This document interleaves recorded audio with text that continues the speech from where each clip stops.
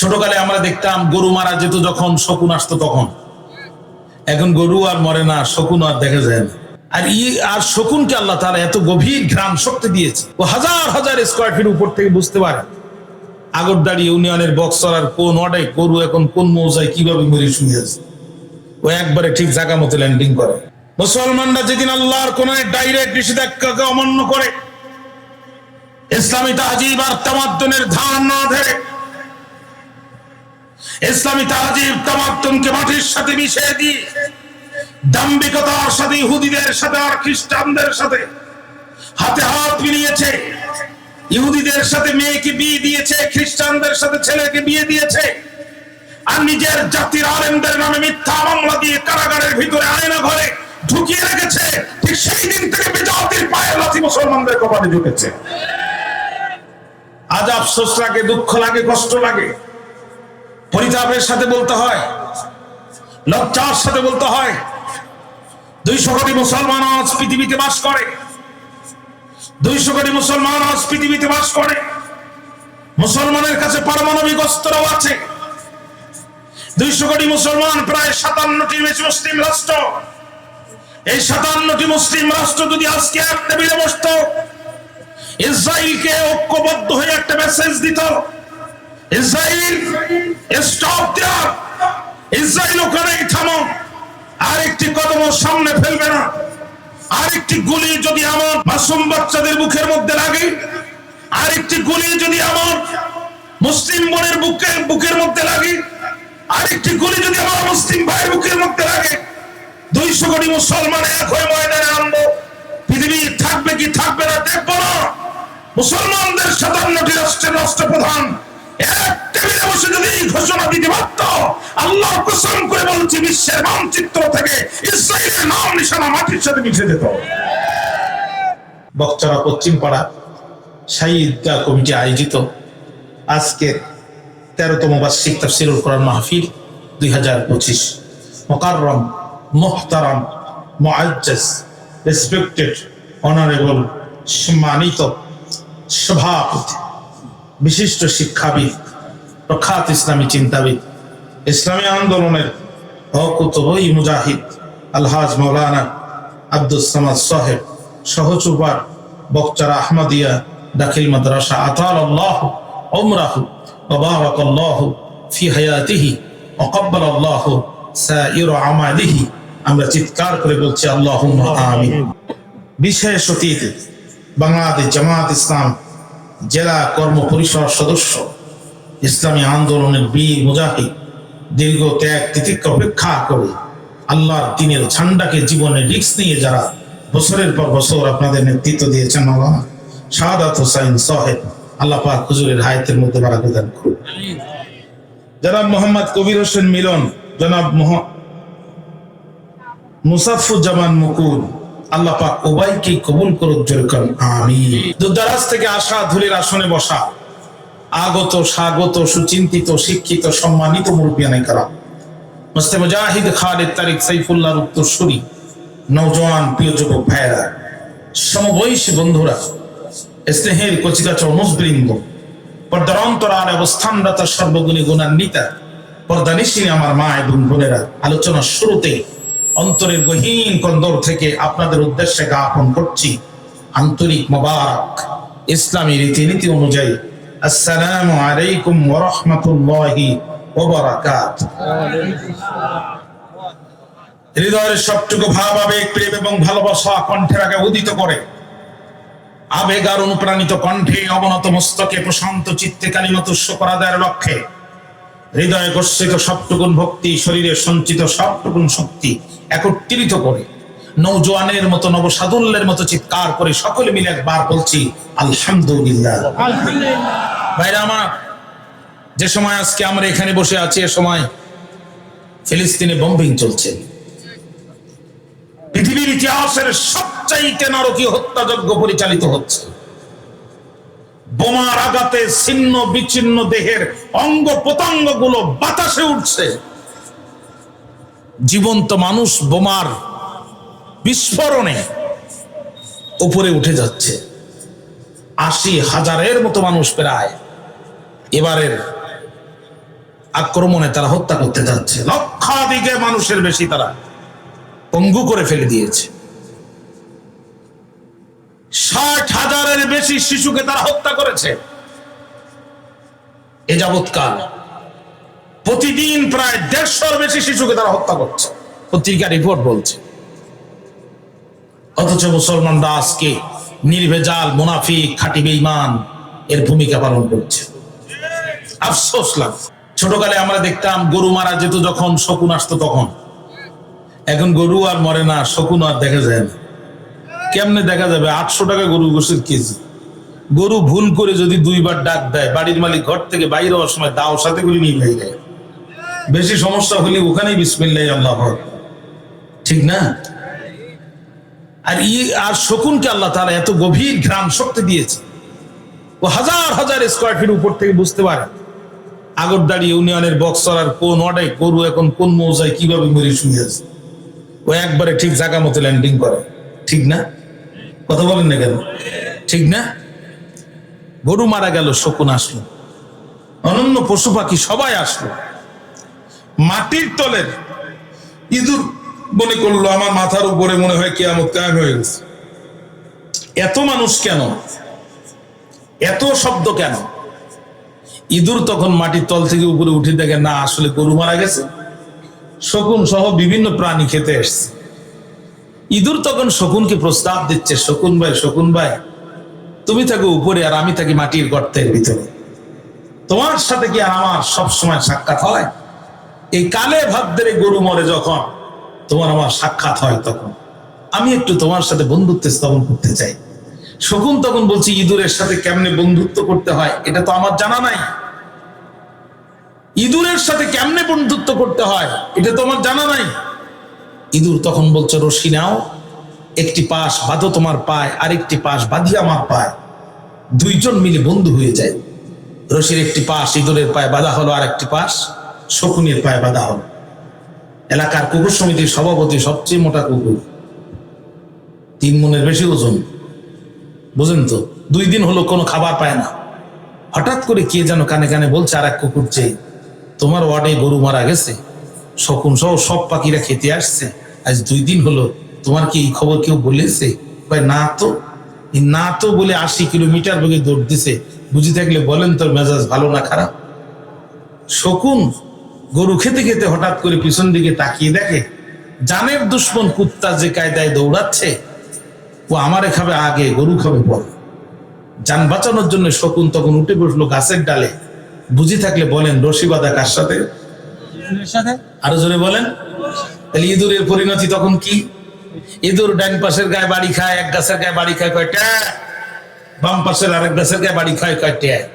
শালিক পাখি এসে বলছে, ইঁদুর কাকাজি ট্যাটা করো। ইঁদুর তখন ভাই বলে, আমি বিপদে পড়েছি। কি বিপদ? আমি ইঁদুর এক জাত, এই শকুন হচ্ছে আর এক জাত। আমি যদি আমার জাতি ভাই ইঁদুরের সাথে বন্ধুত্ব করতাম, চাই সেটা মোটা কিংবা চিকন জাতের, ধলা কিংবা মোটা জাতের, যদি ইঁদুরের সাথে বন্ধুত্ব করতাম, বিপদের সময় 2 ইঁদুর মিলে গর্তের ভিতরে ঢুকে আত্মরক্ষা করতে পারতাম। কিন্তু আমি বিপদে পড়েছি এই বেজাতের সাথে বন্ধুত্ব করার কারণে। গোটা পৃথিবীর মুসলমান আজ বিপদে পড়েছে বেজাতের সাথে মহব্বত করার কারণে। মুসলমানরা যেদিন আল্লাহর কোন ডাইরেক্ট নিষেধাজ্ঞাকে অমান্য করে, ইসলামী তাহজিব আর তামাদ্দুনের ধার না ধরে, ইসলামী তাহজিব তামাদ্দুনকে মাটির সাথে মিশিয়ে দিয়ে দাম্ভিকতার সাথে ইহুদিদের সাথে আর খ্রিস্টানদের সাথে হাতে হাত মিলিয়েছে, ইহুদিদের সাথে মেয়েকে বিয়ে দিয়েছে, খ্রিস্টানদের সাথে ছেলেকে বিয়ে দিয়েছে, আর নিজের জাতির আলেমদের নামে মিথ্যা মামলা দিয়ে কারাগারের ভিতরে আয়না ঘরে ঢুকিয়ে রেখেছে। ঠিক সেই দিন থেকে বেজাতির পায়ের লাথি মুসলমানদের কপালে ঢুকেছে। আজ আফসোস লাগে, দুঃখ লাগে, কষ্ট লাগে, পরিতাপের সাথে বলতে হয়, লজ্জার সাথে বলতে হয়, 200 কোটি মুসলমান আজ পৃথিবীতে বাস করে। 200 কোটি মুসলমান আজ পৃথিবীতে বাস করে। মুসলমানের কাছে পারমাণবিক অস্ত্রও আছে। 200 কোটি মুসলমান, প্রায় 57টি মুসলিম রাষ্ট্র। এই 57টি মুসলিম রাষ্ট্র যদি আজকে এক টেবিলে বসতো, ইসরায়েলকে ঐক্যবদ্ধ হয়ে একটা মেসেজ দিত, ইসরায়েল স্টপ দেয়ার, ইসরায়েল ওখানেই থামো, আরেকটি কদম সামনে ফেলবে না, আরেকটি গুলি যদি আমার মাসুম বাচ্চাদের বুকের মধ্যে লাগে, আরেকটি গুলি যদি আমার মুসলিম বোনের বুকের মধ্যে লাগে, আরেকটি গুলি যদি আমার মুসলিম ভাইয়ের বুকের মধ্যে লাগে, 200 কোটি মুসলমান এক হয়ে ময়দানে আনবো। পৃথিবী থাকবে কি থাকবে না দেখবো না।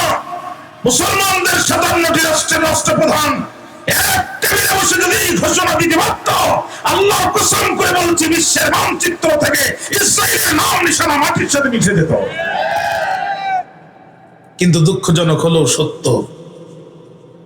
আজকে ইহুদি খ্রিস্টান বেধর্মীরা মুসলিমদেরকে মারতে হবে এ বিষয়ে তারা একমত, কিন্তু মুসলমানরা নিজেদের রক্ষা করার ব্যাপারে একমত না। কথা বলেন না কেন? ফাল্গুন মাস, বড় মোরগ দুপুর 3:30টার সময় সবেদার কাছে উঠে ডাক দিছে। শেয়ার পণ্ডিত ঘুমাচ্ছিল বাগানে, মোরগের আওয়াজ শুনি বলছে, ডাক যে কায়দায় দিচ্ছে তা তো ওজন 3 কেজি কম হওয়ার কথা না।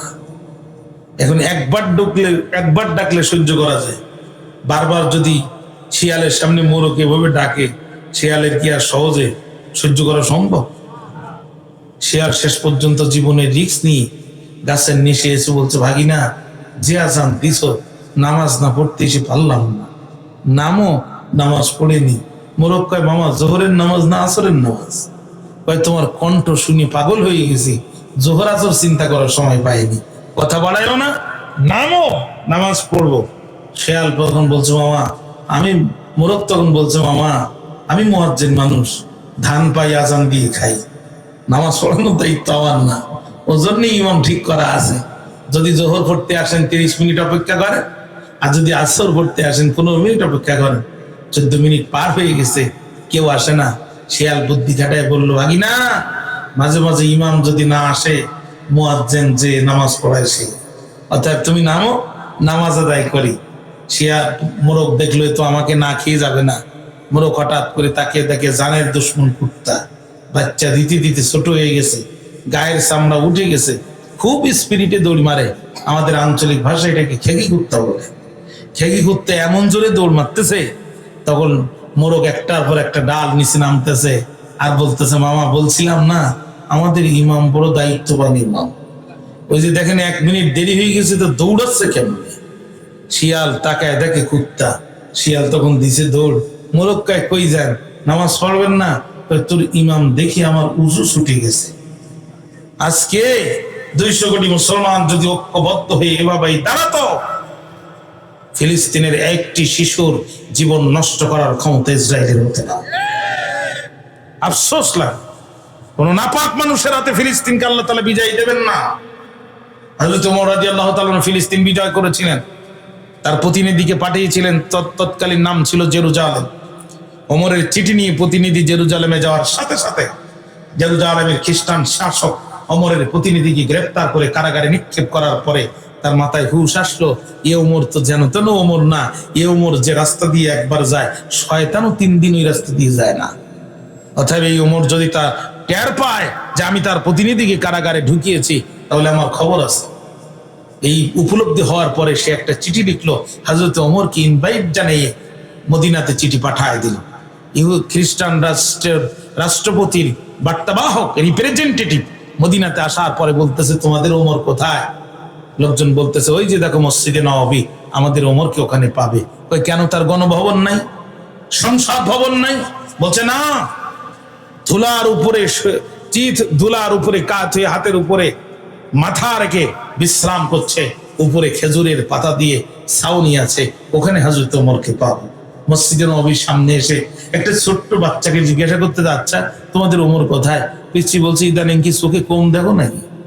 ওই যে দেখতে পাচ্ছ না, ওই যে খেজুরের পাতা দিয়ে ছোট্ট একটা কুড়ি ঘর করা, আর বালুর উপরে ডান হাতের উপরে মাথাটা দিয়া চিন্তা করতেছে পৃথিবীর কোন রাষ্ট্রে কিভাবে কালেমার পতাকা উড়ায় যায়, ওই মানুষটি হচ্ছে হযরত ওমর। ভাইরা আমার, প্রতিনিধি যে হযরত ওমরের কাছে চিঠি দেওয়ার সাথে সাথে হযরত ওমর তার ব্যক্তিগত সচিব, তার খাদেমকে ডাকলেন। খাদেমকে ডেকে বলছে দ্রুত ঘোড়া রেডি করো, জেরুজালেমে দাওয়াত এসেছে, কোরআনের দাওয়াত নিয়ে জেরুজালেমে যেতে হবে। খাদেম ঘোড়া রেডি করলেন, হযরত ওমর উঠে চড়ে বসলেন, আর খাদেম রশি দিয়ে টানা শুরু করলেন। মাত্র 2 জন কোরআনের দাওয়াত দিয়ে যাচ্ছেন জেরুজালেম। আর আমাদের এক মেম্বারের তো সিগারেট আর মেয়াজ রাখতে 3 জন লোক লাগে। কথা কম না কেন? বিড়ি থাকে একজনের কাছে, মেয়াজ থেকে আরেকজনের কাছে, 3 নাম্বার যেটা ওটা বিড়ি আর আগুন এক জায়গায় ধরে 3টা টান দিয়ে ইজি করার পরে মেম্বারটা নেয়। হযরত ওমর একজন লোক নিয়ে রওনা দিয়েছেন। প্রতিমধ্যে হঠাৎ করে বলছে দাঁড়াও। খাদেম উঠ থামালেন। হযরত ওমর উটের পিঠ থেকে নেমে বসলেন। বাবা, এবার তুমি কিছু দূর উপরে উঠে বসো। খাদেম চোখের পানি ফেলে দিয়ে হাতটা চাপ দিয়ে বলছে, আমিরুল মুমিনিন, দয়া করে এই কাজ করবেন না। হযরত ওমর বলছেন, কিয়ামতের দিন আল্লাহ যদি আমাকে জিজ্ঞাসা করে, অর্ধ পৃথিবীর প্রেসিডেন্ট তোমারে বানাইলাম, তুমি যে উটের পিঠে বসে থাকলে, আর তোমার খাদেম যে উত্তপ্ত মরুর বালুর উপর দিয়ে তোমারে টানতে টানতে তার পায়ের নিচে শোষা পড়ে গেছে, কিয়ামতের দিন যদি আল্লাহ জিজ্ঞাসা করে, তাহলে আমার কি পরিণতি হবে? বাবা, তুই কিছু বলিস না, শুধু উপরে ওঠ। জোর করে খাদেমকে উপরে উঠাই দিয়ে হযরত ওমর রশি ধরে টানতে টানতে জেরুজালেমে পৌঁছালেন। কিন্তু ঘটনাক্রমে জেরুজালেমে যখন গেলেন, তখন উপরে যিনি আছে তিনি হচ্ছে খাদেম, আর হযরত ওমর তো রশি টানতেছিলেন। জেরুজালেমের সরকার প্রধান এসে উপরে যিনি আসে তাকে সালাম দিয়ে কুল পাচ্ছে না। উপরে যে আছে ও পড়ে গেছে মহাবিপদে।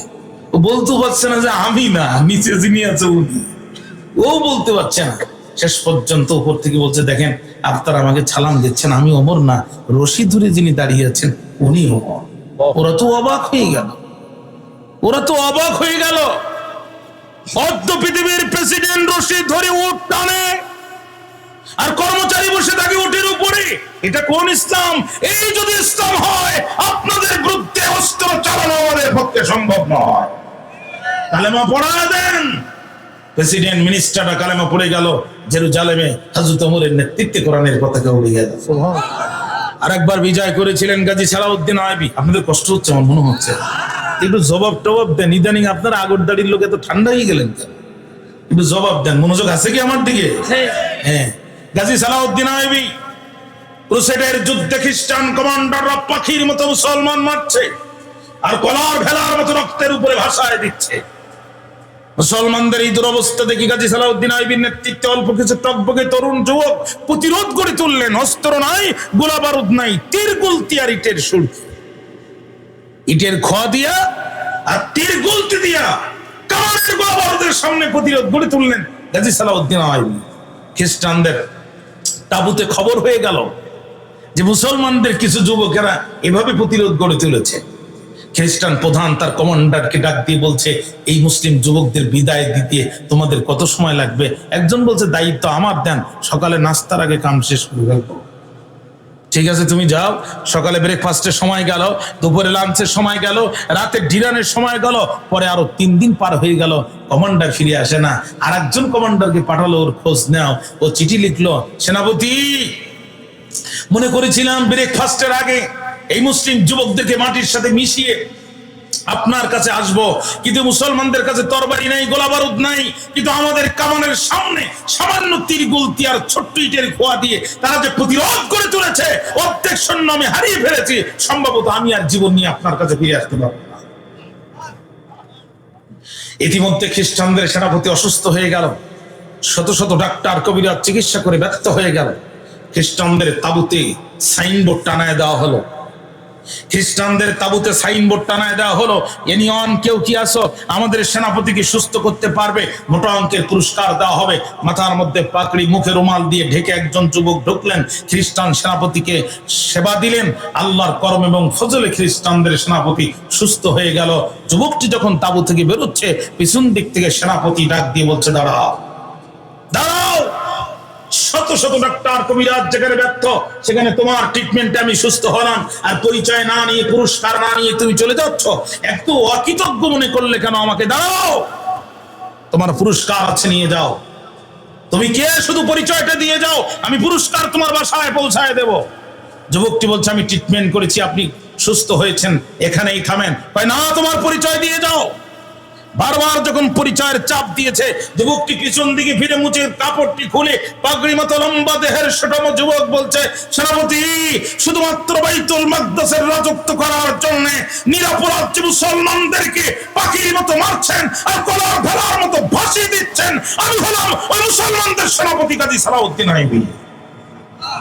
খ্রিস্টান সেনাপতি তখন বলছে, আমি না তোমাদেরকে মারছি, তাহলে তুমি আমাকে অসুস্থ রুগ্ন তাবুতে পাওয়া মাত্র তুমি পিছন দিক থেকে একটা ছুরি মেরে দিলেই তো আমি পৃথিবী থেকে শেষ হয়ে যেতাম, তুমি সুযোগ হাতছাড়া করলে কেন? গাজী সালাউদ্দিন আইবি তাত্ত্বহীন কণ্ঠে বললেন, পিছন দিক থেকে হত্যা করার মতো কাপুরুষের জাতি মুসলিম জাতি নয়।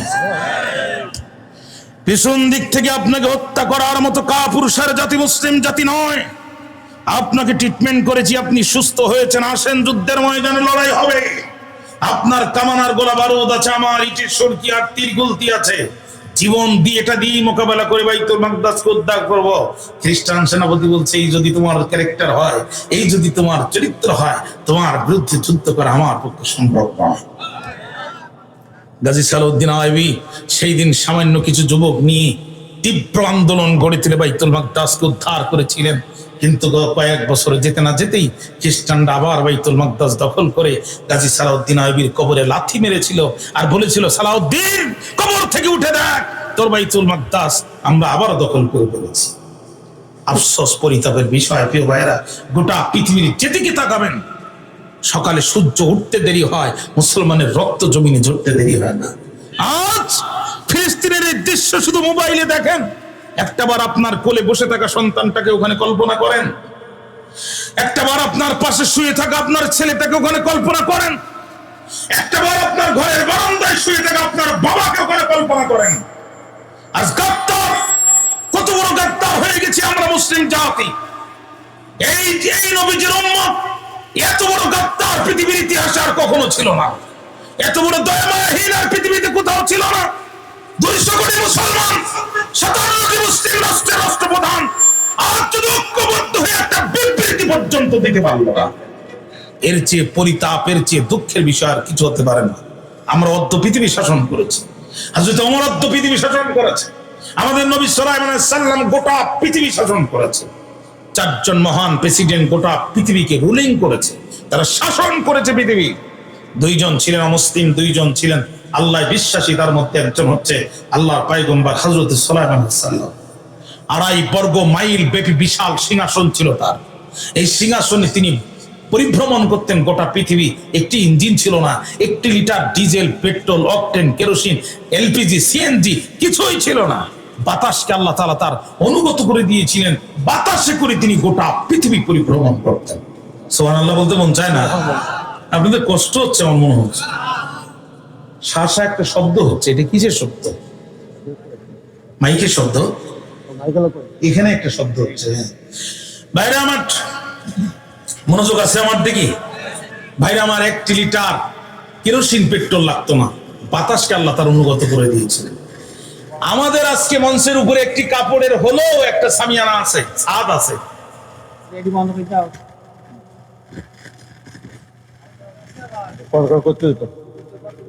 বাস টাস্ট হয়ে যায় না? মনোযোগ আছে আমার দিকে? একটাবার আওয়াজ দেন তো, আল্লাহু আকবার। হ্যাঁ, ঠিক আছে ভাইরা আমার। আমাদের মাথার ছাদের উপরে একটা কাপড়ের হলো একটা ছাদ আছে, কিন্তু নবী সুলাইমান আলাইহিস সালামের সিংহাসনের উপরে কোনো ছাদ ছিল না।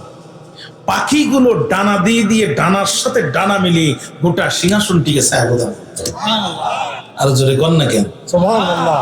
শুধু তাই না, সূর্যের দিকে তাকিয়ে কোন পাখির নাম কি নবী সুলাইমান আলাইহিস সালাম প্রত্যেকটি পাখির নাম মুখস্থ বলে দিতে পারতেন।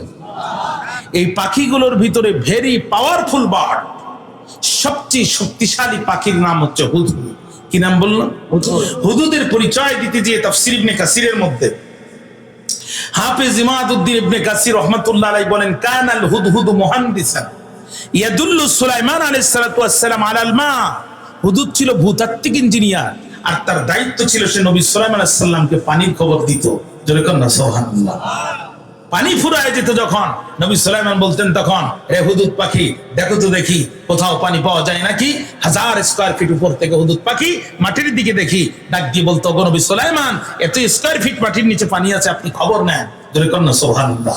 এই যে ক্যামেরাগুলো আমার দিকে তাক করে আছে, এই ক্যামেরাগুলোর ভিতরে দুইটা জিনিস খুব গুরুত্বপূর্ণ। একটি হচ্ছে জুমিং পাওয়ার, আরেকটি হচ্ছে মেগা পিক্সেল। জুমিং পাওয়ার কি জিনিস? স্টেজের পিছনে যে ভাইরা বসে আছেন, আমার দৃষ্টি শক্তির সীমাবদ্ধতার কারণে অথবা আলোক স্বল্পতার কারণে আমি তাদের চেহারাগুলো পরিষ্কার পরিচ্ছন্ন ভাবে দেখতে পাচ্ছি না, কিন্তু আমার কাছে যদি জুমিং পাওয়ার সমৃদ্ধ ক্যামেরা থাকে তাহলে দূরের জিনিসকে জুম করে কাছে টেনে বড় করে আমি দেখতে পাবো। বিশ্বাস করেন, হুজুর পাখির চোখের ভিতরে আল্লাহ তাআলা জুমিং পাওয়ার ক্যাপাসিটি এতটাই বেশি করে দিয়েছিলেন, 1000 স্কয়ার ফিট উপর থেকে সে যখন মাটির দিকে তাকাতো তার দৃষ্টি শক্তি মাটি ভেদ করে যতক্ষণ না পানি পেত তত দূর পর্যন্ত চলে যেত। যার চোখের মধ্যে এই শক্তি আছে তার শরীরে শক্তি আছে না নাই? নবী সুলাইমান আলাইহিস সালাম ঘুমায়, হুজুর চিন্তা করলাম আমি একটু বেড়াই, মুহূর্তের ভিতরে উঠে রওনা দিছে, বর্ডার ক্রস করে তদানীন্তন ইয়ামেনের রাজধানী সাবাতে চলে গেছে। হুজুর যখন সাবায়, নবী সুলাইমান আলাইহিস সালামের ঘুম ভাঙে। আল্লাহ রাব্বুল আলামিন বলছেন, ওয়া তাফাক্কাদাত তায়রা ফাকালা মা লিয়া লা আরাল হুদহুদা আম কানা মিনাল গায়িবিন। নবী সুলাইমান সর্বপ্রথম বিহঙ্গ কুলের খোঁজ নিলেন, পাখি কুলের খোঁজ নিলেন। তিনি বলেছিলেন, মা লিয়া লা আরাল হুদহুদা আম কানা মিনাল গায়িবিন, কি হলো আমার, আমি হুদুদকে দেখছি না নাকি সে অনুপস্থিত। হিসাব করে দেখলেন হুদুদ বিনা অনুমতিতে, উইদাউট পারমিশনে, কোন রকম ছুটি ছাড়া স্থান ত্যাগ করেছে। যেহেতু তিনি নবী, তিনি সারে শরীয়ত প্রণেতা, আইন ল মেকার, আইন তৈরি করার এই অধিকার তারে কে দিয়েছে? আল্লাহ। জোরে বলেন, কে দিয়েছে? কাল বিলম্ব করলেন না, নবী সুলাইমান হুদুদের বিরুদ্ধে 3টি রায় দিয়ে দিলেন। জোরে বলেন কয়টি? রব্বুল আলামিন বলেন, লাউযিবান্নাহু আযাবান শাদীদান আও লাআযবাহান্নাহু আও লায়াতিয়ান্নি বিসুলতানিন মুবিন। 1 নাম্বার, লাউযিবান্নাহু আযাবান শাদীদা, আমি তারে কঠিন শাস্তি দিব। 2, অবশ্যই আমি তারে কঠিন শাস্তি দিব। 2 নাম্বার, আউলা আযবাহান্নাহু, আমার হাতে খুব বেশি সময় নাই, আসলে ধরবো, ছুরি দিয়ে টান মারবো, জবাই করব, পল্লা একদিকে দিব, মাথা একদিকে দিব। 3 নাম্বার, আউলা ইয়াতিয়ান্নি বিসুলতানিন মুবিন, তবে যদি সে উপযুক্ত কারণ দর্শাতে পারে কেন গেলাম, তাহলে আমি তাকে কঠিন শাস্তিও দিব না, তাকে আমি জবাই করব না, বেকসুর খালাস করে দিব। জোরে কন্যা সুবহানাল্লাহ। এখন আমি একটু রায়ের ভিতরে ঢুকি। তারপরে হুদুদের অপরাধ। 1 নাম্বার, হুদুদের অপরাধ কি? হুদুদ বিনা অনুমতিতে গেছে। বোঝা গেল টুপি দাড়ি পাগড়ি পরে আমরা যেদিন আল্লাহ বলেছে আসলিম, আত্মসমর্পণ করো, আর আমরা যেদিন বললাম আসলাম তুলি রব্বিল আলামিন, আমরা রব্বুল আলামিনের কাছে আত্মসমর্পণ হয়ে গেলাম, সেই দিন থেকে আমাদের নাম হয়ে গেল মুসলিম, অর্থাৎ আত্মসমর্পণকারী। আর যেই দিন থেকে আমরা মুসলিম হলাম, আমার ব্যক্তিগত জীবন, আমার পারিবারিক জীবন, আমার সাংসারিক জীবন, আমার অর্থনৈতিক জীবন, আমার যুদ্ধনীতি, আমার বন্দি নীতি, আমার নারী নীতি, আমার দেশীয় নীতি, আমার আন্তর্জাতিক নীতি, আমার ইউনিয়ন পরিষদ, আমার জজ, আমার সুপ্রিম কোর্ট, আমার পার্লামেন্ট, সবকিছু চালাতে হবে আল্লাহর কোরআন দিয়ে। কথা বলেন না কেন প্রিয় ভাইরা? পরিষ্কার কথা শুনে নেন, পরিষ্কার কথা শুনে নেন। ইচ্ছা মতো চলে ইমানদার দাবি করার কোন সুযোগ নাই। আমরা আপনাদের শত্রু নই, দীর্ঘদিন লেখাপড়া করে আমরা আপনাদের শত্রু নই। কোরআন হাদিস বুঝে যতটুকু বুঝ পেয়েছি ঈমান এবং আকীদার ততটুকু বিষয় আপনাদের সামনে 100% নিষ্ঠার সাথে তুলে ধরার চেষ্টা করি। এই জন্য স্পষ্ট ভাষায় শুনে নেন, আল্লাহকে বাদ দিয়ে যারা গাছকে সিজদা করে এরা যেমন মুশরিক, আল্লাহকে বাদ দিয়ে যারা মাছকে সিজদা করে এরা যেমন মুশরিক, আল্লাহকে বাদ দিয়ে যারা গরুর পায়ে সিজদা করে এরা যেমন মুশরিক, আল্লাহর আইন বাদ দিয়ে যারা মানুষের তৈরি করা আইনের পিছনে মিছিল মিটিং আন্দোলন সংগ্রাম করে এরা ঠিক তেমনই মুশরিক। এই 2 মুশরিকের মধ্যে কোনো পার্থক্য নাই, 2 মুশরিকের মধ্যে কোনো পার্থক্য নাই। সুতরাং আপনি মুসলমান দাবি করবেন, মুসলমান দাবি করবেন, আর ইসলামের পথে চলবেন না, এইটা হতে পারে না। পরিষ্কার কথা শুনে রাখেন, ইন্না দীনা ইনদাল্লাহিল ইসলাম। Islam is the complete code of life. Islam is not only the way of salvation but also a code of law and guide to all social, political, economics and what you call international situation. শুধু রাজনীতি, পারিবারিক নীতি, অর্থনীতি নয়, এই মুহূর্তে আন্তর্জাতিক যে কোনো সমস্যার সমাধান ইসলাম দিতে সক্ষম। ভাইরা আমার, হুজুরদের বিরুদ্ধে রায় হয়ে গেল 3টা। এখন আমি হিসাব করে দেখলাম হুদুদ পাখির সর্বসাকুল্যে যদি পাখনা সহ ওজন করেন 250 গ্রামের বেশি ওজন হওয়া সম্ভব না। একটা পাখির ওজন মাত্র 250 গ্রাম, আর নবী সুলাইমান আলাইহিস সালাম যে রায় দিয়েছে আমাদের বাইরের চোখে মনে হবে যে মশামাত্তি কামান ফিট করেছে, আসলে তা না। আযাবান শাদীদান, এই 250 গ্রাম পাখির উপরে আপনি আর কি শাস্তি দিতে পারেন? তাফসীর ইবনে কাসির হাফিজ ইমাদউদ্দিন ইবনে কাসির রাহমাতুল্লাহ আলাইহি ব্যাখ্যা করতেছেন, নাকফু রিশাহু সুম্মা তারাকাহু মুলকা ফাআকালাহু যারু ওয়ান নামলু। নবী সুলাইমান বুঝাতে চাইলেন যে পাখা দিয়ে বিনা অনুমতিতে উড়ে গেছে, ওই ডানার প্রত্যেকটা পাখনা আমি টেনে টেনে ছিড়বো। সুম্মা অতঃপর তারাকাহু, তারে ফেলে রাখবো, মুলকা চিৎ করে শোয়ায় রাখবো রোদে। আর পাখির যখন ডানা থাকবে না সে তখন উঠতে পারবে না, রোদে চিৎ করে শোয়ানো থাকবে। ফাআকালাহু যারু ওয়ান নামলু, পিঁপড়ায় আসবে, পোকায় খাবে, অন্য পাখিরা দেখবে পয়গম্বরের বিনা অনুমতিতে একটি কদম সামনে দিলে পরে কি ভয়াবহ শাস্তি হতে পারে, ঠিক না ভাইরা? আমার কথায় কথা বলে, অত কথা বলা যাবে না। 2 নাম্বার আউলা আযবাহান্নাহু, অথবা আমি তার ডাইরেক্ট জবি করে দিব। 3 নাম্বার আউলা ইয়াতিয়ান্নি বিসুলতানিন মুবিন, তবে যদি সে উপযুক্ত কথা, উপযুক্ত প্রমাণ দিতে পারে, উপযুক্ত কারণ দর্শাতে পারে, তাহলে আমি তাকে জবাইও করব না, কঠিন শাস্তিও দিব না, বেকসুর খালাস করে দিব। যেরকম আল্লাহু আকবার। ভাইরা আমার, আল্লাহ রাব্বুল আলামিন বলেন, ফামা কাযা গায়রা বাঈদিন ফাকালা আহাত্তু বিমা লাম তুহিত বিহি ওয়া জিতুকা মিন সাবাইন বিনাবাইন ইয়াকিন। কিছুক্ষণ পর হুদুদ পাখি ফিরে আসলো। যখন অন্য পাখিরা বলল, তখন ওরে হুদুদ পাখি বলো তো দেখি, পয়গম্বরের বিনা অনুমতিতে কোথায় গিয়েছিলে করতে ভর্তি? তোমার বিরুদ্ধে পয়গম্বর ঘোষণা করেছে বড় কঠিন শাস্তি, গিয়েছিলে কোথায়? তোমাকে দিবে আস্ত জবাই। ও হুদুদ পাখি, এই শাস্তির হাত থেকে রক্ষা পেতে যাও, তবে নবী সুলাইমানের দরবারে তোমাকে যেতে হবে, উপযুক্ত কারণ দর্শাতে হবে, তারপরে বিনয়ের সাথে ক্ষমা চাইবে, তারপরে তুমি ক্ষমা পাবে। হুদুদ পাখি মনে মনে কয়, আমি তো এইটাই চাই। আল্লাহু আকবার বললেন না? আল্লাহু আকবার বললেন না? ভাইরা আমার, তাফসীরের কিতাবে এসেছে হুদুদ পাখি একটি পা একটি পায়ের উপরে রাখি খোঁড়াতে খোঁড়াতে আল্লাহর নবী সুলাইমান আলাইহিস সালামের দরবারে যে বলে, ও আল্লাহর নবী, বিনা অনুমতিতে যে করেছি বড় বেয়াদবি, এখন অনুমতি যদি পাই আপনার কাছে কারণ দর্শাতে চাই।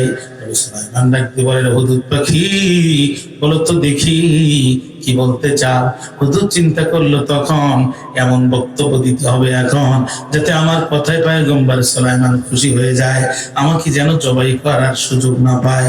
ভাইরা আমার, হুদুদ ডাক দিয়ে বলে, ওগো আল্লাহর নবী, আপনি গোটা পৃথিবীর প্রেসিডেন্ট, আপনি গোটা পৃথিবী পরিভ্রমণ করেন, 1 লিটার পেট্রোল লাগে না, 1 লিটার অকটেন লাগে না, ডিজেল কেরোসিন লাগে না, ইঞ্জিনও লাগে না। ওগো আল্লাহর নবী, জিন আপনার সেনাবাহিনী। ওগো আল্লাহর নবী, পিঁপড়ায় পিঁপড়ায় কথা বলে, আর ওই কথা বুঝার মতো ক্ষমতা আল্লাহ আপনাকে দান করেছেন, এই জন্য সর্বে সর্বা নিজেকে মনে করবেন না। ওগো আল্লাহর নবী, সর্বে সর্ব মনে করবেন না, আপনার কাছে মনে করবেন না যে মাল সব আপনার কাছে আছে, মাল কিন্তু আমার কাছেও আছে।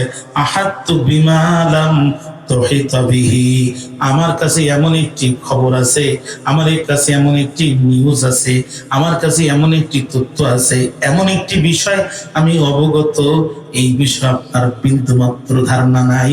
চিৎকার দিয়ে জোরে বলেন আল্লাহু আকবার। ভাইরা আমার, হুদুদ পাখি ডাক দিয়ে বলেন, আল্লাহর নবী, আপনি ঘুমাচ্ছিলেন যখন, ওয়াজিতুকা মিন সাবাইন বিনাবাইন ইয়াকিন, আমি ইয়ামেনের রাজধানী থেকে আপনার জন্য একটা টাটকা নাবা নিয়ে এসেছি। হুদুদ পাখি বলেন, আপনি ঘুমাচ্ছিলেন যখন, আমি ইয়ামেনের রাজধানী সাবা থেকে আপনার জন্য একটা টাটকা নাবা নিয়ে এসেছি। তখন নাবা আরবি শব্দ, যার বাংলা অর্থ হচ্ছে সদ্য সংবাদ, ইংরেজিতে বলে ব্রেকিং নিউজ। ও আল্লাহর নবী, এই সংবাদ আপনার প্রিন্ট এবং ইলেকট্রনিক মিডিয়ায় ইতিপূর্বে কোনোদিন প্রচারিত হয় নাই। অনুমতি যদি পাই আমি সংবাদটা আস্তে আস্তে বলতে চাই। চিৎকার করে একবার বলেন আল্লাহু আকবার। আল্লাহ রাসূল ডাক, আল্লাহর নবী ডাক দিয়ে বলে, রে হুদুদ পাখি বলো তো দেখি কি বলতে চাও? হুজুর তখন বলে, আমি ইয়েমেনের রাজধানী সাবাতে গেলাম, ইন্নী ওয়াজাদতু ইমরাআতান তামলিকুহুম ওয়া উতিয়াত মিন কুল্লি শাইইন ওয়া লাহা আরশুন আযীম। ও আল্লাহর নবী, আমি ইন্নী ওয়াজাদতু ইমরাআতান, আমি এমন একটি নারীর সন্ধান পেয়েছি, যেন তিনি নারী সেনা, তামলিকুহুম, তিনি তাদের নেতৃত্ব দিচ্ছেন, প্রভুত্ব করছেন, রাষ্ট্র চালাচ্ছেন। কে সে নারী? ইমাম হাসান বসরির বক্তব্য তাফসীর ইবনে কাসিরে এসেছে, ওয়াহিয়া ক্বালা হাসান বসরি ওয়াহিয়া বিলকিস বিনতে সুরাবিল মালিকাতু সাবা, তিনি ছিলেন সাবা নগরীর রানী, আর তার নাম ছিল বিলকিস। ও আল্লাহর নবী, শুধু তাই না, 2 নম্বর, ওয়া উতিয়াত মিন কুল্লি শাই, রাষ্ট্র চালানোর জন্য যা যা চাই সবকিছু তারা দেওয়া হয়েছে। সেনাবাহিনী, বিমান বাহিনী, র‍্যাব, চিতা, পুলিশ, কোবরা, আনসার, বিডিআর সবকিছু আছে। শুধু তাই না গো আল্লাহর নবী, তার সংসদ পরিচালনা করার জন্য একটা পার্লামেন্ট আছে, 3 শতাধিক পার্লামেন্টের সদস্য সেখানে বসে। প্রতিটি পার্লামেন্ট সদস্যের আন্ডারে মতান্তরে 1000, মতান্তরে 10,000, মতান্তরে 1 লক্ষ, মতান্তরে 10 লক্ষ সেনাবাহিনী সেখানে কাজ করে। ওগো আল্লাহর নবী, বিষয় শুধু তা না, মহিলার ব্যক্তিগত স্টাইলও ভালো, ডাড্ডর প্রচুর ভালো। ওয়ালাহা আরশুন আযীম, মহিলার বসার জন্য একটা উঁচু চেয়ার আছে। বক্তব্য যদি এই পর্যন্ত শেষ হতো, আমি হুদুদ পাকি আপনাকে কিছু বলতাম না। আরেকটু বাকি আছে, যদি অনুমতি পাই, আর না করেন যদি জবাই, বাকিটুকু বলতে চাই। নবী সুলাইমান বলে, বলো তো দেখি কি বলতে চাও? হুদুদ বলে, ওয়াজাদতুহা ওয়া কওমাহা ইয়াসজুদুনা লিশ-শামসি মিন দুনিল্লাহ। জোরে কোন আল্লাহু আকবার। আমি তাকে এবং তার কওমকে এমন তো অবস্থায় পেয়েছি, আল্লাহকে বাদ দিয়ে তারা সূর্যকে সিজদা করে। আল্লাহকে বাদ দিয়ে সূর্যকে সিজদা করলে শিরক হয়। এটা হুদুদ পাখি বোঝে, আমার দেশের মাজার পূজারীরা বুঝতে চায় না। কথা বলেন না কেন? আমার দেশের মাজার পূজারীরা, ভাইরা, মাথা সিজদায় অবনত হবে শুধু কার কাছে? জোরে বলেন না, কার কাছে? পীরের দরবারে যান, মায়ের গায়ে কাপড় নাই, বাবার গায়ে পোশাক নাই, পীরের কবরের উপরে মোটা মোটা কম্বল, মনে হয় যেন শীত লাগতেছে গরমকালে, ঠিক না? আহারে, পীরের কবরের উপরে যদি কম্বল দেওয়া জায়েজ থাকতো, রাসূলুল্লাহ এমন ভক্তই পৃথিবীতে আছে, নিজের হাতে নিজের কলিজা কেটে রাসূলের রওজার উপর দিয়ে দিতেন। শিরিক আর শিরিক, শিরিক আর শিরিক। কয়টা শিরিকের কথা বলবো? স্বামী স্ত্রী 2 জন ঘুমায় আছে, হঠাৎ করে স্বামী চিৎকার করছে, আহ!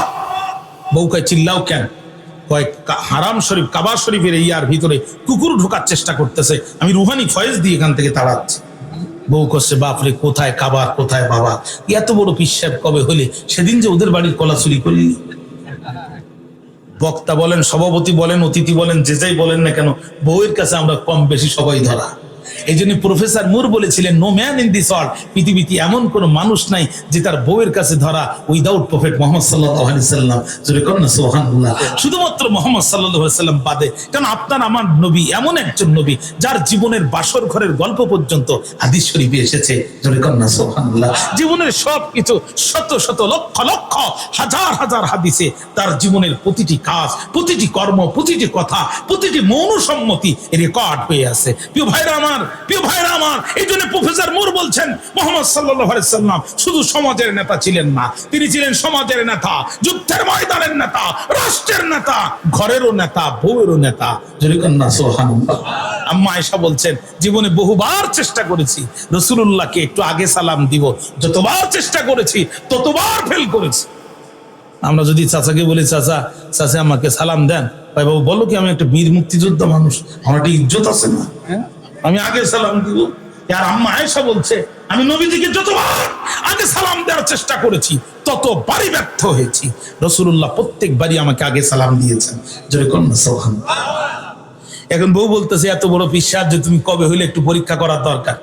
ভাতের তলে ডিম থাকে, সকালবেলা ডিম কি বলে ভেজে ভাতের তলে দিছে, উপরে ভাত দিয়ে সাজায় পিসাবের সামনে দিছে, আধা ঘন্টা হয়ে গেছে, তরকারির খবর নেই।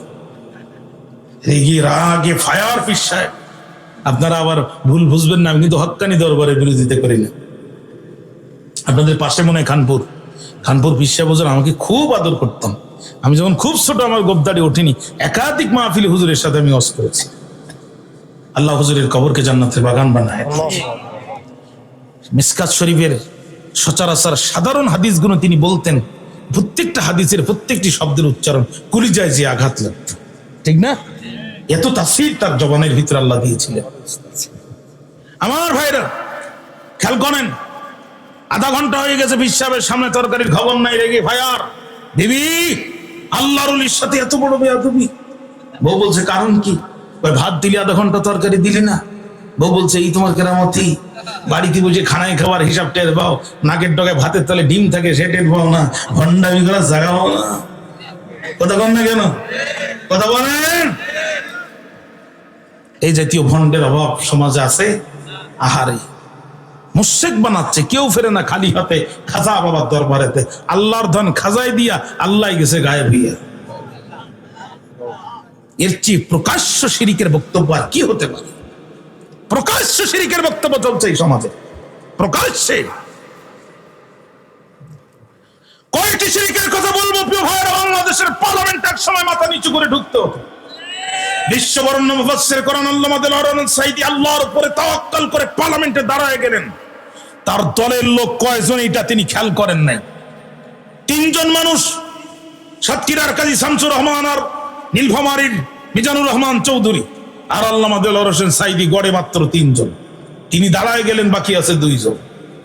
তিনি কোরআনের আয়াত টানলেন, হাদিস টানলেন, কোরআনের আয়াত টানলেন, হাদিস টানলেন, শিরকের উপরে এমন বক্তৃতা করলেন, আর তার বক্তৃতা এমন তাসির হলো। তখন পার্লামেন্টের স্পিকার ছিল সিলেটের হুমায়ুন রশিদ চৌধুরী। তিনি সাথে সাথে বিষয়টি ভোটে দিয়ে দিলেন, পাস হয়ে গেল, ভেঙে ফেলা হলো। প্রকৃত আলেম যারা হবে তাদের বক্তৃতায় সমাজের শিরকের বীজ বপন হবে না, বরং শিরকের আখড়ায় আগুন জ্বলবে। কয় শিরিকটি জাতির পশমে পশমে প্রবেশ করেছে, শিরিকে জাতির রন্ধ্রে রন্ধ্রে ঢুকে পড়েছে,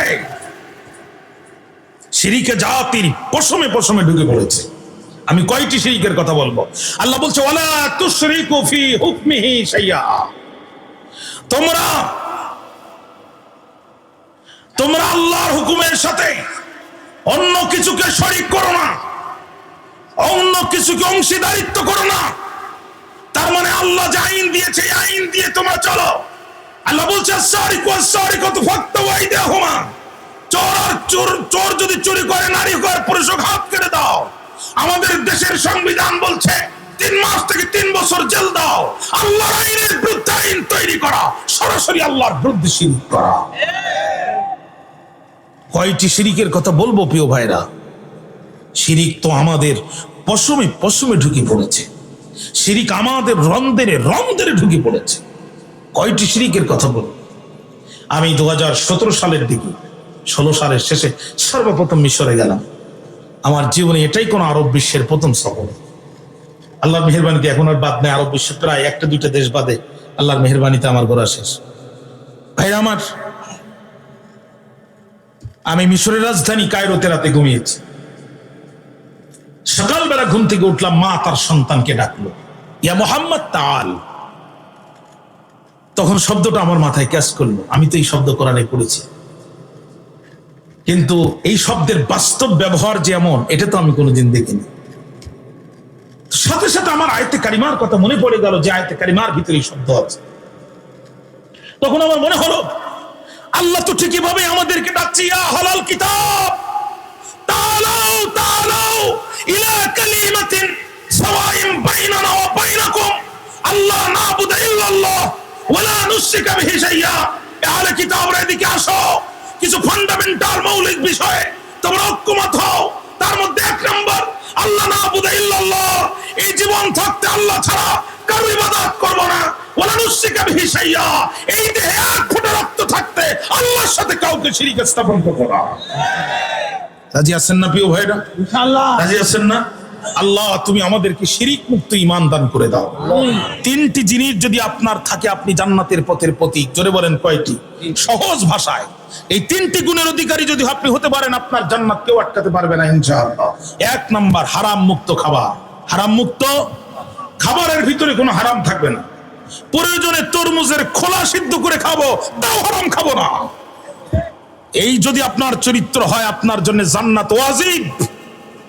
2 নাম্বার, শিরিক মুক্ত ঈমান। শিরিক মুক্ত কি? ঈমান। 3 নাম্বার, বেদাত মুক্ত ইবাদত। যে ইবাদত রাসূল করেন নাই, ওই ইবাদত আমরা করব না। বেদাত মুক্ত ইবাদত, শিরিক মুক্ত ঈমান আর হারাম মুক্ত খাবার, এই 3টা জিনিস যদি আপনি থাকে, আপনার উপরে জান্নাত ওয়াজিব। আল্লাহ পাক এই 3টা জিনিস দয়া করে আমাদেরকে বখশিশ দান। আমিন। আপনাদের ঘুম আসতেছে, আমি শেষ করে দিচ্ছি, কষ্ট হচ্ছে আপনাদের।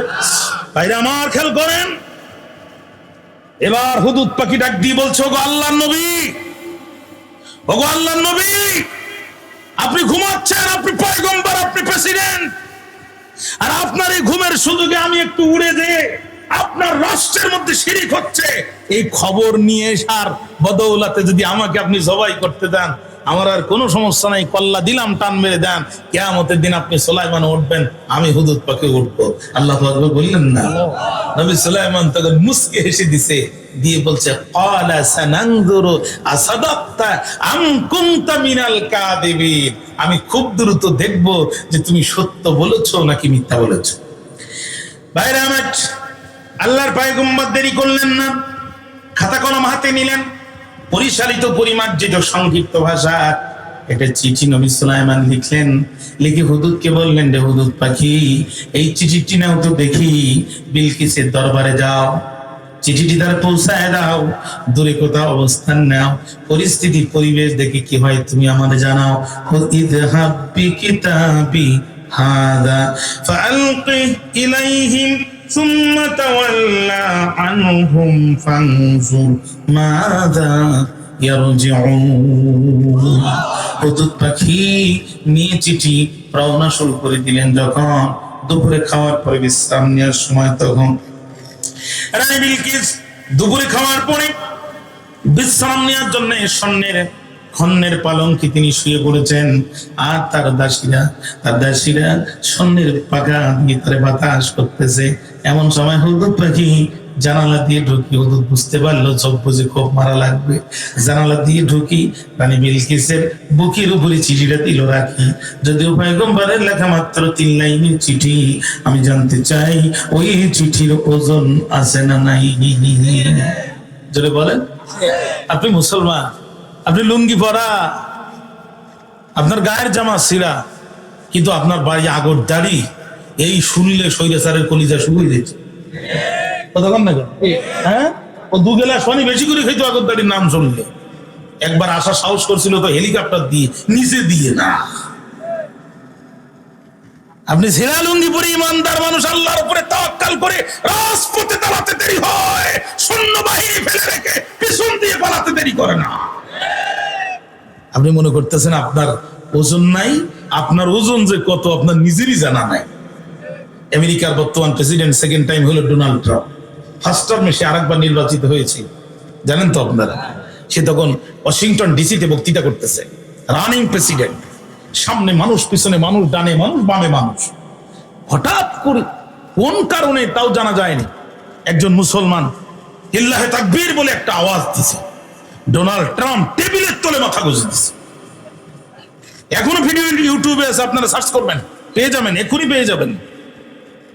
ডোনাল্ড ট্রাম্পের একটি সিদ্ধান্তে মুহূর্তের ভিতরে পৃথিবীতে বিশ্বযুদ্ধ বেঁধে যেতে পারে। মুহূর্তের ভিতরে, সেকেন্ডের ভিতরে সে শুধু পারমিশন দেবে, আমেরিকান বাহিনী পারমাণবিক বোমা ফাটানো শুরু করবে।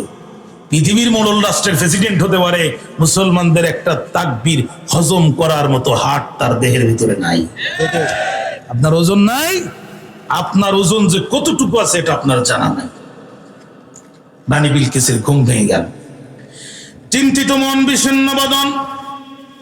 বিলকিস খেতে পারে না, ঘুমাতে পারে না, বিরহের বেদনা। দাসীরা মনে করলো বিলকিস অসুস্থ, হসপিটালে নেওয়া লাগবে।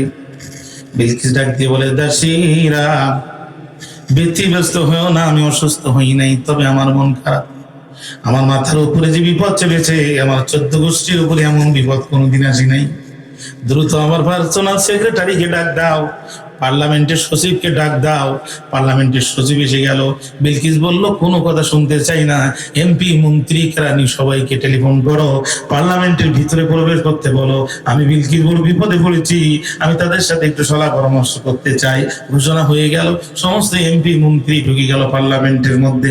ঢুকলো যখন, প্রত্যেকের আসন নিয়ে বসলো তখন, আর সুলাইমান আলাইহিস সালামের চিঠিটা বুকের মধ্যে নিয়ে সবাই আসলে পার্লামেন্টের মধ্যে প্রবেশ করলেন যিনি, রানী বিলকিস তিনি।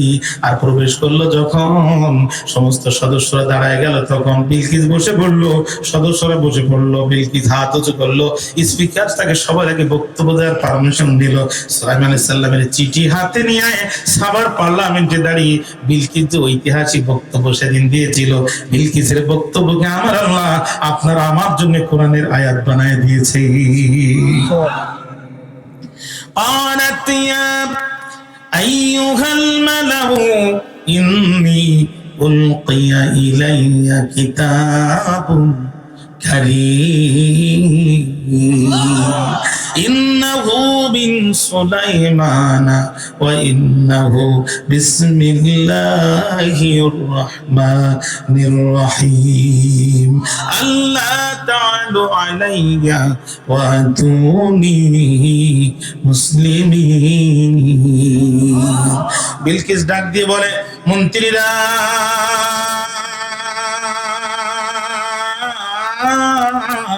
বড় বিপদে পড়েছি আমি, রাষ্ট্রটা আমার কাছে বড় দামি। দুপুরে খাওয়ার পরে ঘুমাচ্ছিলাম যখন, আমার খাওয়ার ঘরের মধ্যে একটা পাখি ঢুকলো তখন, ইন্নী উলকিয়া ইলাইয়া কিতাবুন কারীম, আমার কাছে একটি সম্মানিত চিঠি প্রেরিত হয়েছে। উলকিয়া শব্দটা আরবি গ্রামারে বলে মাজুল, ইংরেজিতে বলে পেসি। প্রেরিত হয়েছে, আমার কাছে একটি চিঠি প্রেরিত হয়েছে। ভাইরা আমার, দেখেন ভদ্র মানুষ যিনি হয় তার কথার ভিতরে ভদ্রতার ঘ্রাণ পাওয়া যায়। বিলকিস বলতে পারতেন ইন্নী উলকিয়া ইলাইয়া কিতাব, আরবিতে বলে জুমলাই কামেলা, বাংলায় বলে বাক্য পরিপূর্ণ, ইংরেজিতে বলে সেন্টেন্স কমপ্লিট। এই পর্যন্ত বললে কিন্তু কথা শেষ, কিন্তু তিনি সেটা বললেন না। তিনি কিতাবকে মৌসুফ বানায়, কারিমকে সিফাত বানায় বললেন, মন্ত্রীরা কান খাড়া করে শোনো, যেন তেন চিঠি না, এক সম্মানিত চিঠি। নেতা কাকে বলে? নেতা কাকে বলে? প্রধানমন্ত্রী যিনি হবে তার মেজাজ হবে প্রধানমন্ত্রীর মতো, বাড়ির কাজের ঝাড়ুদার মহিলার মতো না। সারে তারে যখন তখন রাজাকার বলে গালি দেবে, যুদ্ধপরাধী বলে গালি দেবে, মৌলবাদ বলে গালি দিবে, শেষ পর্যন্ত চোরের মতো ভাবাবে। প্রধানমন্ত্রী যে হবে তার মেজাজ হতে হবে প্রধানমন্ত্রীর মতো।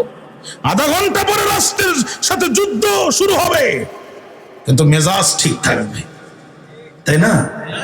মুখের ভাষা দেখে।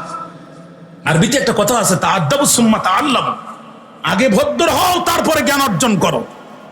আপনাদের বিরক্তি আসতেছে, আমি জাস্ট 12:30টায় ছেড়ে দেবো না, আপনারা টেনশন করেন না।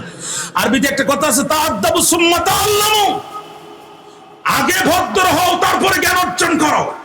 সমগ্র পৃথিবীর সমস্ত কিতাব তোমার সিনার ভিতরে, কিন্তু তুমি ভদ্র না, তোমার এই জ্ঞান দিয়ে এই জাতির 5 পয়সা উপকার হবে। ভদ্র হও আগে। ভাষা দেখেন, সুলাইমান আলাইহিস সালামের চিঠি রানী বিলকিসের রাষ্ট্রকে মাটির সাথে মিশায় দিবে। ল্যান্ড ফোর্স, এয়ার ফোর্স, বিমান বাহিনী, চিতা কোবরা, আনসার, বিডিআর, অফিস, আদালত সব কিছু ফেলে দিয়ে নবী সুলাইমানের কাছে আত্মসমর্পণ করতে হবে। কিন্তু তিনি মেজাজ হারালেন না, তিনি বললেন যেন তেন চিঠি না, এ যেন সম্মানিত চিঠি। মুখের ভাষা ভদ্রতার লক্ষণ। আর আমাদের নেতারা তো মারাত্মক ভদ্র। ঈদুল আজহার জানাজার নামাজ আগামীকাল সকাল 10:30টায়, কথা বল না, কয় বোতল মাল যে খেয়েছে খুদা তাআলা ছাড়া কেউ বলতে পারবে না। ঈদুল আজহার পর্যন্ত জানাজার নামাজ পড়েছে, ঠিক না? এরা খুব ভদ্র, মুখের ভাষা, কথা বুঝতে পেরেছেন? এই জন্য আজ খোদা খায় তৌফিক আদব বেয়াদব মাহরুমে আজ কাশতে ফজলে রাও, যারা বেয়াদব এরা আল্লাহর রহমত থেকে বঞ্চিত। হাঁটার ভিতরে আদব আছে, চলার ভিতরে আদব আছে, কথার ভিতরে আদব আছে। নবীজির চাচা হযরতে আব্বাস বয়সে নবীজির বড়, মনোযোগ আছে আমার দিকে আপনাদের, বয়সে নবীজির বড়। সাহাবায়ে কেরাম দুষ্টামি করে তাকে ঘিরে ধরে জিজ্ঞাসা করতেছে, একটা সত্যি কথা বলতে হবে আপনাকে। ওই কি? আপনি বড় না আমার নবীজি বড়? হযরত আব্বাস বুঝে ফেলছে তো, তখন তিনি খুব সুন্দর করে বলছেন, জিতু আউয়ালান ওয়ালাকিন্নাহু আফদাল মিন্নি। পৃথিবীতে আমি এসেছি আগে, কিন্তু তার সাথে আমার তুলনা চলে না। সে আমার চেয়ে বহু ফজিলত সম্মানিত। কারণ কি? সে আমার নবী, আমি তার সাহাবী। সুবহানাল্লাহ। কি জাতের ভদ্র মানুষ ছিলেন হযরত আব্বাস। মূসা আলাইহিস সালামের বিরুদ্ধে ফিরাউনের জাদুকররা, কয় লক্ষ জাদুকর, লক্ষ লক্ষ জাদুকররা মূসা আলাইহিস সালামের বিরুদ্ধে সাপ দেখানোর জন্য দাঁড়ায় গেছে।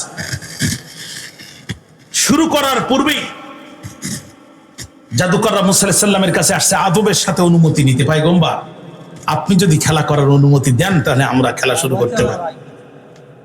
আপনি যদি খেলা করার অনুমতি দেন তাহলে খেলা শুরু করতে পারে। কি দরকার ছিল একজন মানুষের এত লক্ষ লক্ষ? কি দরকার ছিল অনুমতি নেওয়ার? পয়গম্বরের কাছে অনুমতি নিয়েছে আদবের সাথে। এটা আমার আল্লাহর খুব পছন্দ হয়ে গেছে। জাদুকররা পরাজিত হওয়ার পরও আল্লাহ তাদের কলিজার ভিতরে ঈমানের নূর ঢুকায় দিয়েছে। তারা ঈমান এনে মূসা আলাইহিস সালামের হাতে মুসলমান হয়েছে। এটা হচ্ছে আদব। এটা কি আদব? খবরদার মসজিদের ইমামদের সাথে বেয়াদবি করবেন না, কোরআনের হাফেজদের সাথে বেয়াদবি করবেন। বিশ্বাস করেন, যারা গোটা কোরআন এভাবে সিনায় রাখতে পারে, যারা কোথায় কয় আলিফ পরিমাণ টান, কোথায় ইখফা, কোথায় গুন্না, কোথায় ইদগাম, যারা টোটাল প্রত্যেকটি আয়াতের প্রত্যেকটি শব্দ, ব্যাকরণ, গ্রামার, তাসবিহ, তাফসীর সহ যারা সিনায় ধারণ করতে পারে, আল্লাহকে সাক্ষী রেখে বলছি, ডাক্তার, ইঞ্জিনিয়ার হওয়া এদের জন্য একদম নাথিং ব্যাপার। ঠিক না? এরা আল্লাহর দ্বীনের জন্য নিজের ক্যারিয়ারকে কোরবানি করে দিয়েছে। আপনারা বেয়াদবি করবেন না তাদের সাথে। আমাদের মধ্যে কিছু ভদ্রলোক আছে, মসজিদে যে মেঝেতে হাত টক, একটু বালু পাওয়া যায় কিনা, মোল্লাটার একটু সাইজ করা যায় কিনা, ঠিক না? বালু যদি একটু পায়, ওখান থেকে আওয়াজ দেয়, হুজুর জুমার নামাজে শুধু গরম গরম বক্তব্য, আল্লাহর ঘরে বালি আছে আপনি দেখেন না? তুই আর তোর বাপ দেখিস না? মসজিদ আল্লাহর ঘর, তোর পরিষ্কার করতে লজ্জা কোথায়? রাসূলুল্লাহ যদি কাবা পরিষ্কার করতে পারে, তুই পারবি না কেন? কথা বলেন না কেন প্রিয় ভাইরা? যে টাকা বেতন দেয়, বেগুনির দাম যখন 100 টাকা হয়েছিল, এক হুজুর বেগুনও কিনতে পারেনি। পেঁয়াজের দাম যখন 350 টাকা, এক হুজুর পেঁয়াজ কিনতে পারে। হুজুর তো দূরের কথা, আমরা বক্তারাই পাইনি। বগুড়া দুপচাচি আমার খুব ক্লোজ ফ্রেন্ড, আমাকে দাওয়াত দিন বক্তৃতা করে রাত 12টা, শীতের রাত। বললাম ভাই ক্ষুধা লাগছে কিন্তু ভাত খাবো না, মুড়ি নিয়ে আসেন। বেচারা বড় 1 প্যাকেট মুড়ি, 1 প্যাকেট চানাচুর, 10টা বড় বড় বগুড়ার কাঁচা ঝাল, 1 বোতল সরিষার তেল, সবকিছু আসে। তাকে দেখলাম পেঁয়াজ নাই। এটার দাম তখন 350 টাকা। আমিও বা কোন লজ্জায় চাই। কাঁচা ঝালের দাম তখন 1000 টাকা হয়েছিল। আমি দায়িত্ব নিয়ে বলছি, এক ইমামও কাঁচা ঝাল কিনতে পারে। যে টাকা বেতন দেয়, বেগুন বাজে খাইতে খাইতে চুলকাইতে লুঙ্গি সিড়া, তালি দেওয়ারও জায়গা নেই। সিজদায় যখন যায়, পোলাপান হাসাহাসি করে। বেচারা 2000 টাকা বেতন বাড়াই দিলে তো হুজুর একটা লুঙ্গি কিনতে পারে, তা দেবে না। এখান থেকে মাইক্রো ভাড়া করে খুলনার কেন্দ্রীয় মসজিদের হেড মুফতির কাছে গেছে ফতুয়া নিতে, আমাদের ইমামের লুঙ্গি ছেড়া ফতুয়া চাই, নামাজ হবে কিনা। মুফতি সাহেব সালাক কম না, বলছে বাবা বেতন দাও কত? বলছে হুজুর দিতাম 1700 টাকা, করোনার সময় মুসল্লিও কম, এজন্য বেতনও কম, 700 টাকা কমাই দিয়ে এখন 1000 করে দেই। তো বাবা সব মাসের দিছে, করছে মাত্র 6 মাস বাকি সব ক্লিয়ার। বলছে বাবা সব তো বুঝলাম, কিন্তু তোমাদের ইমামতি করতে গেলে কাপড় পরা লাগবে, এটা কোন কিতাবে লেখা আছে? তোমরা যে জাতের মুসল্লি, তো কাপড় লাগার কথা না, কথা কন না। খবরদার আলেমদের সাথে বেয়াদবি করবেন। রাসূল বলছেন, মান আকরামা আলিমান ফাকাল্লামা আকরামান 70 নাবিয়ান। যে ব্যক্তি শেষ জামানে আমার একজন আলেমকে সম্মান করলো, সে যেন বনি ইসরাইলের 70 জন নবীকে সম্মান করলো। সুবহানাল্লাহ। খবরদার ভাইরা আমার, বক্তব্য লম্বা করবো না। রানী বিলকিস বলছি, ইন্নাহু মিন সুলাইমানা ওয়া ইন্নাহু বিসমিল্লাহির রহমানির রহিম। এই চিঠি দিয়েছেন যিনি, সম্রাট সুলাইমান তিনি। আর শুধু সুলাইমান দেন নাই, ওয়া ইন্নাহু বিসমিল্লাহির রহমানির রহিম। এই চিঠি শুরু করা হয়েছে বিসমিল্লাহ দিয়ে, মানে আল্লাহর নাম দিয়ে। বোঝা গেল বাংলাদেশের পার্লামেন্টে বিসমিল্লাহ উড়ে এসে চিল জুড়ে দখল করে নাই বিল। এই বিসমিল্লাহ তখনও ছিল, এখনো আছে, ভবিষ্যতেও থাকবে। শুধু থাকবে না তারা, বিসমিল্লাহকে উৎখাত করতে চাইবে যারা। এই বিসমিল্লাহকে উৎখাত করার জন্য শাহরিয়ার কবির বিগত স্বৈরাচারের 15টি বছর চেষ্টা করেছে। বিসমিল্লাহ বাংলাদেশের সংবিধানে আছে, শাহরিয়ার কবির কারাগারে গেছে। ঠিক না? এই বিসমিল্লাহ উড়ে আসে নাই। এই বিসমিল্লাহ আদম আলাইহিস সালামের সময় ছিল, নূহ আলাইহিস সালামের সময় ছিল, দাউদ আলাইহিস সালামের সময় ছিল, ঈসা আলাইহিস সালামের সময় ছিল, মূসা আলাইহিস সালামের সময় ছিল, আইয়ুব আলাইহিস সালামের সময় ছিল, এখনো আছে, কিয়ামতেও থাকবে, জান্নাতেও থাকবে। শুধু থাকবে না তারা, বিসমিল্লাহকে উৎখাত করতে চাইবে যারা। তাহলে আমার কাছে একটা সম্মানিত চিঠি এসেছে। এই চিঠি দিয়েছেন যিনি সম্রাট সুলাইমান তিনি। আর চিঠিটা শুরু করা হয়েছে বিসমিল্লাহ দিয়ে। 3 লাইনে 2 লাইনে ভূমিকা। কথা কি বুঝতে পেরেছেন? এইবার মূল বক্তব্য। আল্লাহ তাআলু আলাইয়া ওয়াতুনি মুসলিমিন। তোমরা আমার অবাধ্য হইও না, আমার কাছে এসে আত্মসমর্পণ করো, তোমরা মুসলমান হয়ে যাও। বিলকিস এবার বলতেছেন, ক্বালাত ইয়া আইয়ুহাল মালাউ আফতুনি ফি আমরি মা কুনতু কাতিআতান আমরান হাত্তা তাশহাদুন। বিলকিস ডাক দিয়ে বলে, মন্ত্রীরা, বড় বিপদে পড়েছে আমি। আফতুনি, তোমরা আমাকে ফতোয়া দাও, তোমরা আমাকে বুদ্ধি দাও, তোমরা আমাকে পরামর্শ দাও, আমি কি করতে পারি এই অবস্থায়। মা কুনতু কাতিআতান আমরান, আমি তো একা একা কোনো বিষয়ে সিদ্ধান্ত নেই না অতক্ষণ। হাত্তা তাশহাদুন, তোমরা ঠিক ঠিক বলে সাক্ষী না দাও যতক্ষণ তোমাদের সাথে পরামর্শ ছাড়া কোনো বিষয়ে আমি সিদ্ধান্ত নেই না। ও মন্ত্রীরা, এখন বলো কি করব? প্রধানমন্ত্রী যদি সাধারণ মন্ত্রীদের কাছে পরামর্শ চায়, সাধারণ মন্ত্রীরা তখন আঙ্গুল ফুলে কলা গাছ হয়। তখন যেটা সত্য সেটাও বলে, যেটা মিথ্যা সেটা সত্য বানায় বলে। এদের অতিরিক্ত চামচামির জন্য প্রধানমন্ত্রী অনেক সময় দেশের মানুষের পালস বুঝতে ব্যর্থ হয়। সাধারণ মন্ত্রীরা তখন বলল, রানী গো, ভয় নাই, রানী আপনি কথা শোনেন, আপনার চিন্তার কোনো কারণ নাই। ক্বালু নাহনু উলু কুওয়াতিন ওয়া উলু বাসিন শাদীদ। রানী গো, ভয় নাই, আমাদের শক্তিশালী সেনাবাহিনী আছে, মডার্ন অস্ত্র আমাদের আছে, জনবলও আছে, ধনবলও আছে, টেনশন করা দরকার নাই। রানী গো, ভয় নাই, রাজপথ ছাড়ি নাই। আপনি রানী যেখানে, আমরা আছি সেখানে। লড়াই লড়াই লড়াই চাই, লড়াই বদলে আমরা নাই। কতক্ষণ না কেন? 15 বছর পান দিয়া 15 সেকেন্ড ময়দানে টিকতে পারে নাই। কত বলছেন না কেন? লড়াই লড়াই লড়াই চাই, লড়াই বদলে আমরা নাই। রক্ত দিয়েছি, আরো দেব, তবে আমি যাব না, লোক পাঠাবো। কতক্ষণ না কেন? ও রানী, ভয় নাই, রাজপথ ছাড়ি নাই। রানী গো, ধনবলের অভাব আমাদের নাই, জনবল আমাদের অভাব নাই। ওয়াল আমরু ইলাইকি, কিন্তু সিদ্ধান্ত আপনার কাছে। জনবল আমাদের আছে, ধনবল আমাদের আছে, অত্যাধুনিক সেনাবাহিনীও আছে, মডার্ন অস্ত্র আমাদের কাছে আছে। ওয়াল আমরু ইলাইকি, কিন্তু সিদ্ধান্ত আপনার কাছে। ফানজুরি মাদা তামুরিন, আদেশ করবেন যাহা, আপনি দেখবেন তাহা। শুধু একবার বলেন, সুলাইমানের রাজপ্রাসাদ ঘুরায় দেব। বিলকিস মনে মনে কয়, তোমাদের মুখের বক্তব্য আর মনের বক্তব্য এক নয়, কারণ আমার বাবার জানাজায় তোমাদের কাউরে পাওয়া যায় না। কতক্ষণ না কেন? বাবার জানাজায় 14 জন, তার 9 জন হিন্দু। হ্যাঁ, হিন্দু বাবার জানাজায় গেল, তোমরা বাবার জানাজায় গেলে না। সুতরাং তোমাদের নিয়ে সামনে আমি অগ্রসর হব কেমনে? বিলকিস মনে মনে কয়, রডের বোতলে যারা বাস ঢুকাইয়া খাওয়ায়, এদের দিয়ে অন্তত রাজপথের আন্দোলন সম্ভব নয়। দুর্নীতি করে এদের পেটে চর্বি হয়ে গেছে, এরা এখন নিজেদের ভোগ বিলাসিতা নিয়ে ব্যস্ত। কিছু কিছু টাকা পাঠাবে, আর সাধারণ মানুষকে রাজপথে নামাই এরা এখন বিপদে ফেলবে। কথা বলেন না কেন? এই জন্য বিলকিস মনে মনে কয়, তোমাদের মনের কথার মুখের কথাই এক নয়, কারণ আমার বাবার জানা যায় তোমাদের কাউরে পাওয়া যায় নাই। তোমরা থাকো এদেশে, তোমাদের স্ত্রীরা থাকে বিদেশে, এদেশের টাকা পয়সা পাঠায় সেই দেশে পাসপোর্ট কিনেছো, বাড়ি কিনেছো, গাড়ি কিনেছো।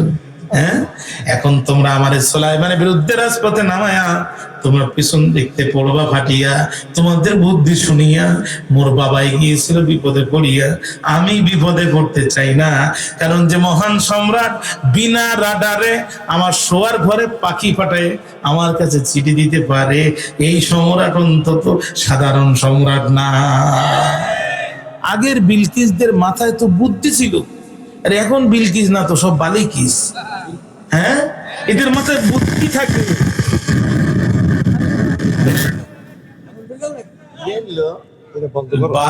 আরেক বিপদই টিকো দাও না কেন, টিকো দাও।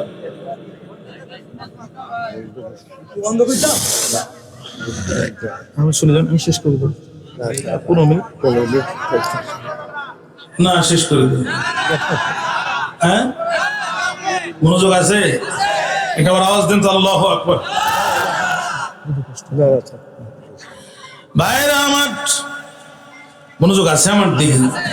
আচ্ছা, বিরক্ত হবেন না, চলেন সামনে যাই। এখন দেখেন বিলকিস তখন ডাক দিয়ে কয়, বিলকিস তখন ডাক দিয়ে কয়, তোমরা তো তারা রডের বোতলে বাস ঢুকায় খাও যারা, কথা বলেন না কেন? তোমরা তো তারা নিচতলার বালিশ 2 তলায় তুলতে পারবালে সে 2 লক্ষ টাকা বহন খরচ নিয়েছো যারা, তোমরা তো তারা কমলাপুর রেল স্টেশনে একটা সিঙ্গেল টয়লেটে সাফ করতে 5 কোটি টাকা খরচ লাগাইছো যারা, তোমরা তো তারা বাংলাদেশ ব্যাংক থেকে এক ধাক্কায় 22,000 কোটি টাকা পাচার করেছো যারা, কথা বলেন না কেন? সুতরাং তোমাদের নিয়ে আন্দোলন আর সংগ্রাম সম্ভব না। তোমরা আন্দোলন তো করো, হাড়ির খবর কি রাখো না, আন্দাজে ডাল ডাল করো। কি বলতে চান? রানী বিলকিস তখন বলছে, আলো ইন্নাল মুলুকা ইযা দাখালু ক্বরিয়াতান আফসাদুহা। যখন কোন স্বৈরাচার জোর করে যখন কোন রাষ্ট্রের দায়িত্ব নেয়, তখন তারা 2টা কাজ করে। জোরে বলেন কয়টা? এই কাজ কারা করে? স্বৈরাচার যারা এই কাজ করে তারা। বলতে পারেন স্বৈরাচার কারা? এখানে একটা চেয়ার খালি আছে, আপনি বললেন চেয়ারে বসেন, কি করব? ব্রিজের টোল নিবেন, কি করব? জমিনের খাজনা নিবেন, কি করব? আমরা ড্রাইভিং করব, আপনাকে লাইসেন্স ফি দিব, কি করব? আমরা বাস কিনে আনবো, আপনাকে ট্যাক্স টোকেন দিব, রোডের ফি দিব, বিদেশের সাহায্য আপনার কাছে দিব। আপনি কি করবেন? রাস্তা খারাপ হবে যেখানে ঠিক করবেন সেখানে, যেখানে ব্রিজ কালভার্ট দরকার ওখানে দিবেন বারবার, শিক্ষকদের বেতন দিবেন, লেখাপড়া ঠিক রাখবেন, পুলিশের বেতন দিবেন, আইন শৃঙ্খলা ঠিক রাখবেন। চেয়ার কিন্তু আপনার ব্যক্তিগত না, আপনার বাবারও ব্যক্তিগত না। 5 বছরের জন্য আপনি হলেন এই চেয়ারের মালিক। 5 বছর শেষ হবে যখন, আমাদের চেয়ার আমাদের কাছে ফেরত দেবেন তখন। কিন্তু জনগণের দেয়া আমানতের চেয়ারে বসে, জনগণের দেয়া আমানতের বন্দুক শত্রুর বিরুদ্ধে ব্যবহার না করে, উল্টে জনগণের কাঁধে বন্দুক রেখে 5 বছরের জায়গায় চেয়ারটা 20 বছর ব্যবহার করে যারা স্বৈরাচার, তারা। কথা বলেন না কেন? আল্লাহ কয় স্বৈরাচাররা 2টা কাজ করে। জোরে বলেন কয়টা? 1 নাম্বার, ইন্নাল মুলুকা ইযা দাখালু ক্বরিয়াতান আফসাদুহা। আফসাদুহা, হা দমির ইদাফাত ইলাল ক্বরিয়া। আল্লাহ বলেন 1 নাম্বার তাদের কাজ হচ্ছে ওই রাষ্ট্রের সব প্রতিষ্ঠান ধ্বংস করে ফেলে, দুর্নীতি করবে, স্বজন প্রীতি করবে, এলাকা প্রীতি করবে, সব করে ধ্বংস করে ফেলবে। একটা কাঠের ফার্নিচারের ভিতরে যেমন কাঠ পোকা থেকে কুড়ে কুড়ে ফার্নিচারটাকে দুর্বল করে ফেলে, স্বৈরাচার একটা রাষ্ট্রের ভিতর থেকে দুর্নীতি করে গোটা রাষ্ট্রের মেরুদণ্ডটা ধ্বংস করে ফেলে। কথা কন না কেন? গোটা রাষ্ট্রের মেরুদণ্ড ধ্বংস। আফসাদুহা, আমার সাথে বলেন না, আফসাদুহা। এবার বলেন সব শেষ। কালকে যদি বাজারে জিজ্ঞাসা করে কি ওয়াজ হয়েছে, ডাইরেক্ট মেরে দিবেন আফসাদুহা, সব শেষ, কিচ্ছু নাই, কিচ্ছু নাই। যেখানে রড দরকার সেখানে বাঁশ, আফসাদুহা। যেখানে বালু দরকার সেখানে ধুলা, আফসাদুহা, সব শেষ। সামাজিক পরিবেশ শেষ, সংসার শেষ। বাড়ি যে বউটাকে বলবেন 1 গ্লাস পানি দাও, ও বলবে পাল্লি ঢেলে খাও। কেন এমন করে বলো? দেশ যা স্বাধীন হয়েছে 50 বছর, তার 30 বছর আমরাই প্রধানমন্ত্রী, আফসাদুহা, সব শেষ, কিচ্ছু নাই। আগে দেখতাম আমাদের মুরব্বীদের দেখলে আমাদের চাচারা যারা বিড়ি সিগারেট খাইতো তারা ওই যে আসতেছে মুরব্বী পাশ দিয়ে চলে যেত, এখন মুরব্বীর সামনে সিগারেট টান দিয়া মুখের মধ্যে ধোয়া দিয়ে কয় তোমার কেরামতি শেষ আমার কেরামতি শুরু। আফসাদুহা, সব শেষ। ডাক্তার রোগীকে অপারেশন করেছে, অ্যাপেন্ডিক্স আছে ভিতরে, কিন্তু ঘটনাক্রমে ভিতরে কেউচি রেখে ডাক্তার সেলাই করে ফেলেছে। যন্ত্রণা আগের থেকে বেশি হয়ে গেছে, এক্সরে করে দেখা গেল ভিতরে কেউসি থেকে গেছে। এই ডাক্তার কখন পাস করেছে? বলছে করোনার সময় অটো পাস।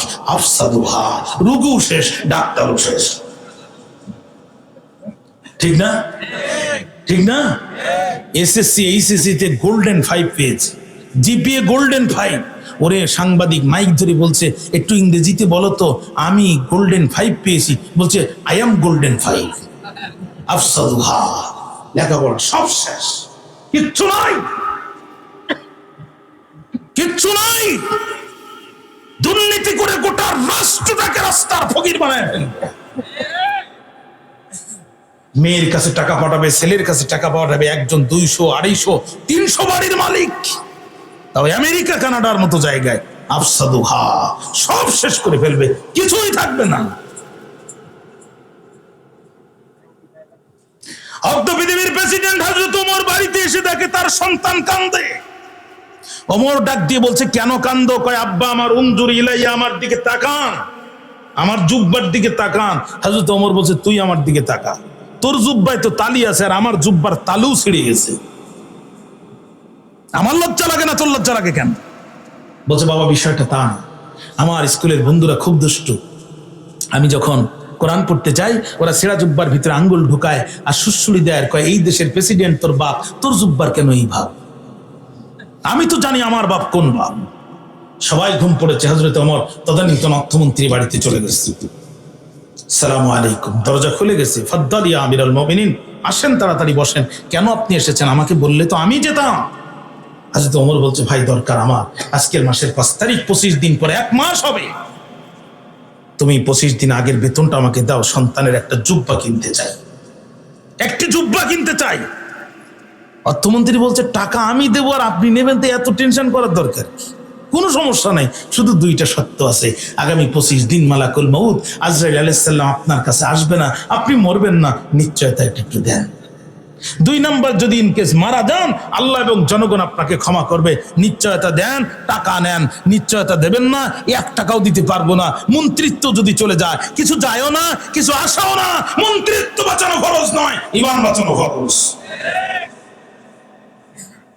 আর আমাদের অর্থমন্ত্রী আবুল মাল, আবু শব্দের অর্থ হচ্ছে পিতার, মাল শব্দের অর্থ হচ্ছে সম্পদ। আরবি গ্রামারে এটা বলে মুদাফ মুদাফ ইলাইহি, বাংলায় বলে সম্বন্ধ বল। মালের বাপ 22,000 কোটি টাকা পাছরায়, উনি বলছে নাথিং ফোকাস, কোনো ব্যাপার নয়। আফসাদুহা, কথা কি বুঝতে কষ্ট হয়েছে? সব শেষ, কিচ্ছু নাই। এই কিচ্ছু নাই রাষ্ট্রে একজন যোগ্যতা সম্পন্ন মানুষকে বসালেন, উনি কেবল বসে সব ঠিকঠাক করতেছে। ও বাবা, পাগল হয়ে গেছে, পাগল হয়ে গেছে সব। শোনেন, নিজেদের স্বার্থের জন্য বলছি না, কোরআনের দলিল দিয়ে বলছি। রাসূলুল্লাহ ওসমানকে পাঠালেন মক্কায় কাফেরদের সাথে একটা বিষয় সমঝোতা করার জন্য। নবীজির কানে একটা মিথ্যা সংবাদ আসলো যে ওসমানকে তারা হত্যা করে ফেলেছে। রাসূলুল্লাহ রাগে অগ্নিশর্মা হয়ে গেলেন, সাহাবীদেরকে ডেকে গাছের নিচে হাত বাড়িয়ে দিয়ে বলছে হাত দাও, ওসমানের রক্তের বদলা না নিয়ে আমি মক্কার মাটি ত্যাগ করব না, হাত দাও। হারাম শরীফের এরিয়া, মক্কার এরিয়ার ভিতরে সমস্ত নবীর জন্য অন্যকে হত্যা করা হারাম, আমি মুহাম্মাদের জন্য জায়েজ, হাত দাও। আমার ওসমানকে যারা মেরেছে ওদের হত্যার প্রতিরোধ, ওদের এই বিচার উপযুক্ত না করে আমি মুহাম্মদ এই মক্কা থেকে ফিরবো না। কারা কারা রাজি আছো? সাহাবীরা রাসূলের হাতে হাত দিলেন। আল্লাহ কয় জিবরিল আর দেরি করিস না, চলে যা তাড়াতাড়ি। লাকাদ রাদিয়াল্লাহু আনিল মুমিনিন, যে মুমিনরা রাসূলের হাতের উপরে হাত দিয়ে ওসমান হত্যার বিচার নেওয়ার জন্য তারা ঐক্যবদ্ধ হয়েছে, খোদা আল্লাহ তাআলা তাদের এই দৃশ্যের উপরে খুশি হয়ে গিয়েছে। সুতরাং প্রধান উপদেষ্টাকে বলতে চাই, কোন কথায় কাম দেবেন না, প্রত্যেকটা হত্যার বিচার হবে, তারপরে নির্বাচন হবে।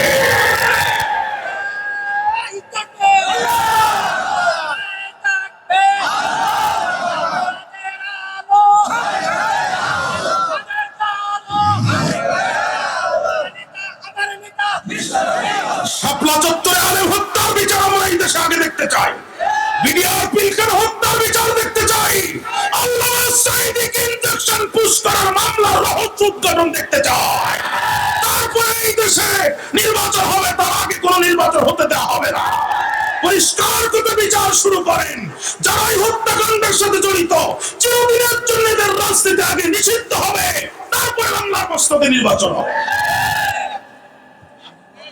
বারবার জাতির লোকে রক্ত দিবে না, বারবার ছোট বাচ্চারা রক্ত দিবে। সুতরাং আল্লাহ রসুল যেমন সিদ্ধান্ত নিয়েছিল, আজ আমাকে ঠিক তেমনই, আমাদেরকে তেমনই সিদ্ধান্ত নিতে হবে। কথা বলেন ঠিক না ঠিক?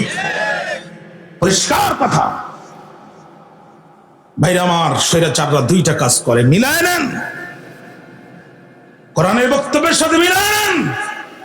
প্রতিটা সেক্টর ধ্বংস, আত্মীয়করণ, দলীয়করণ এমন কায়দায় করেছে। ঢাকা শহরের 52টা থানার 51টা থানার ওসির বাড়ি গোপালগঞ্জ।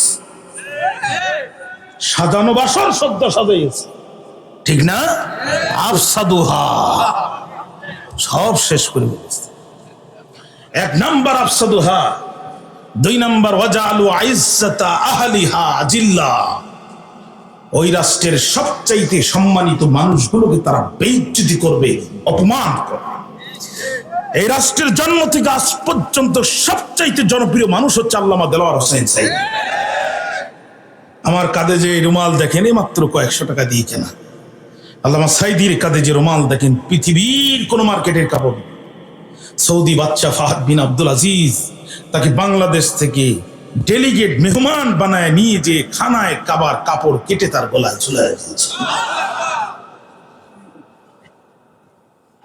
যেন তেন সম্মানী মানুষ।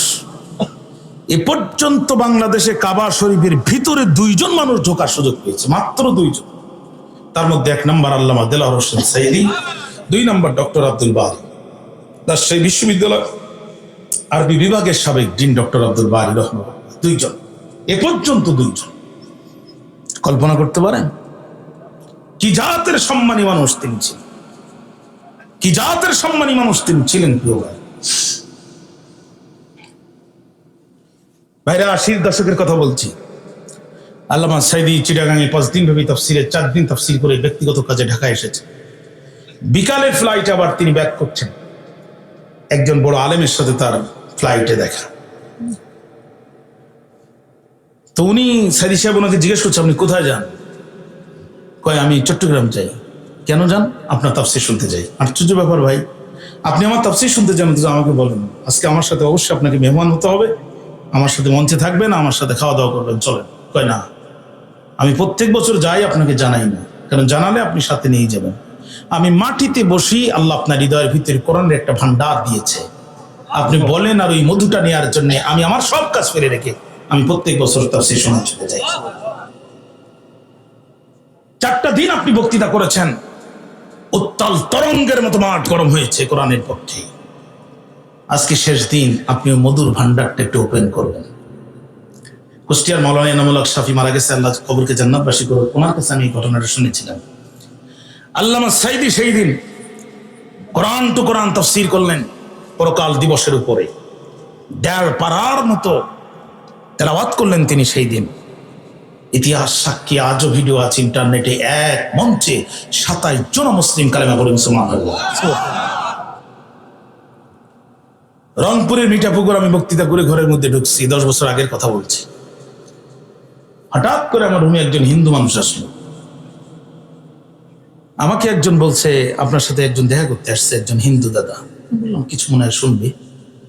ভিতরে ঢুকে বলছে, মাহবুব ভাই, ওয়াজ খুব মনোযোগ দিয়ে শুনেছি, আপনি সব সত্য কথা বলেছেন, একটা মিথ্যা বলেছেন। তো আমি একটু খুব দুর্বল হয়ে গেলাম। কোনটা মিথ্যা বললাম? আপনি বলেছেন 1 সাঈদী কারাগারে, লক্ষ সাঈদী ঘরে ঘরে, এটা মিথ্যা কথা। আমি বললাম, কেমনি?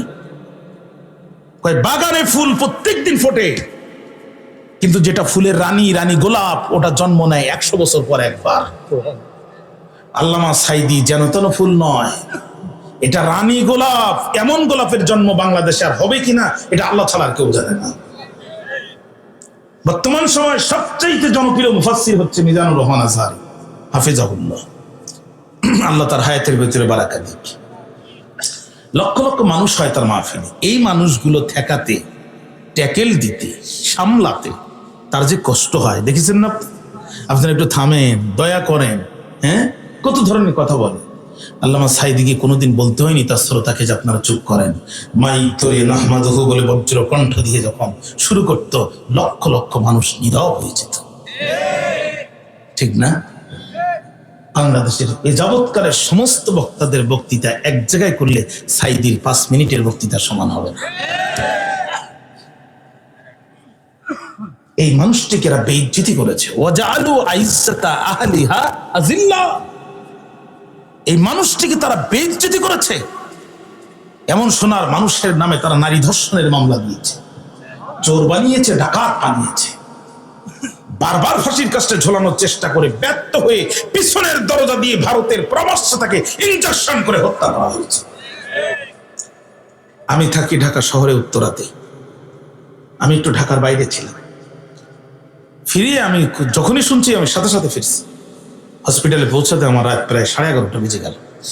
সারাটি রাত দাঁড়ানো, হাজার হাজার মানুষ আসতেছে চতুর্দিক থেকে। ফজরের নামাজে যেই না মানুষগুলো নামাজে দাঁড়ায় গেছে, টিয়ার সেলার সাউন্ড গ্রেড শুরু হয়ে গেছে। মনে হচ্ছে যেন বড় বড় বিল্ডিং ভেঙে পড়বে, এমন আওয়াজ। দিক বিদিক হয়ে মানুষ দৌড়ালো, পিছনের পাঁচিল টপকে আমরা তাড়াতাড়ি চলে গেলাম প্রেস করে। ভাই, আমার জীবনের এই জানাজা, এই জানাজায় যারা যায়নি পৃথিবীতে এমন জানাজা তারা দেখবে আমার বিশ্বাস হয় না। 4.5 ঘন্টা মানুষ প্রচন্ড গরমে মাঠের ভিতরে কাদা, সেই কাদার উপরে পায়ের উপরে দাঁড়িয়ে আছে। মানুষগুলো বসছে না, কিন্তু চেহারার ভিতরে কোনো বিরক্তি নাই।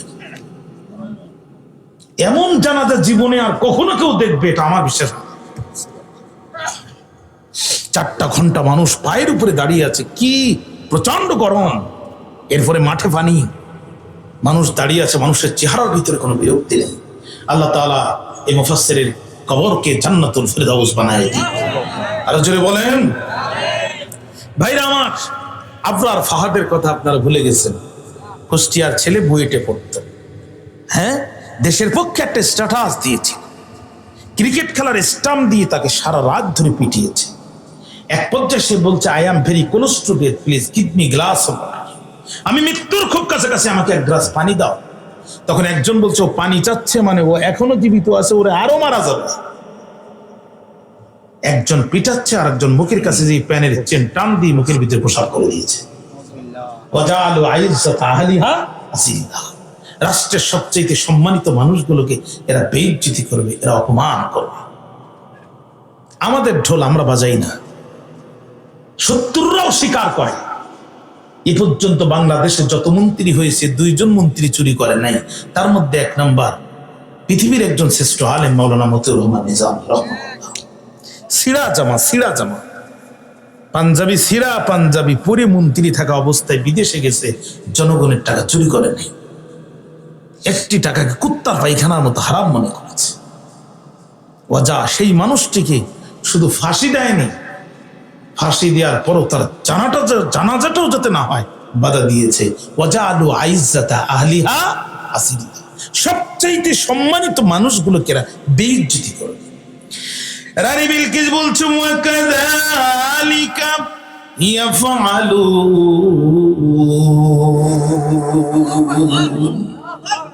এরাও তাই করবে। এরা আমার দেশের ডাক্তার, ইঞ্জিনিয়ার, এলিট শ্রেণী, সুশীল সমাজ, ভালো ভালো মানুষগুলোকে বেশি বেশি হত্যা করবে, আর আমার দেশের কলকারখানা, ইন্ডাস্ট্রি সব ধ্বংস করবে। তোমরা যে সুলাইমানের বিরুদ্ধে যুদ্ধ করতে চাও, তার শক্তি সামর্থ্য সম্পর্কে কিছু জানা আছে তোমাদের? হয় না। এই পর্যন্ত থাক, 12:30 পার হয়ে গেছে। এদের মেলার সময় লাগবে না তো?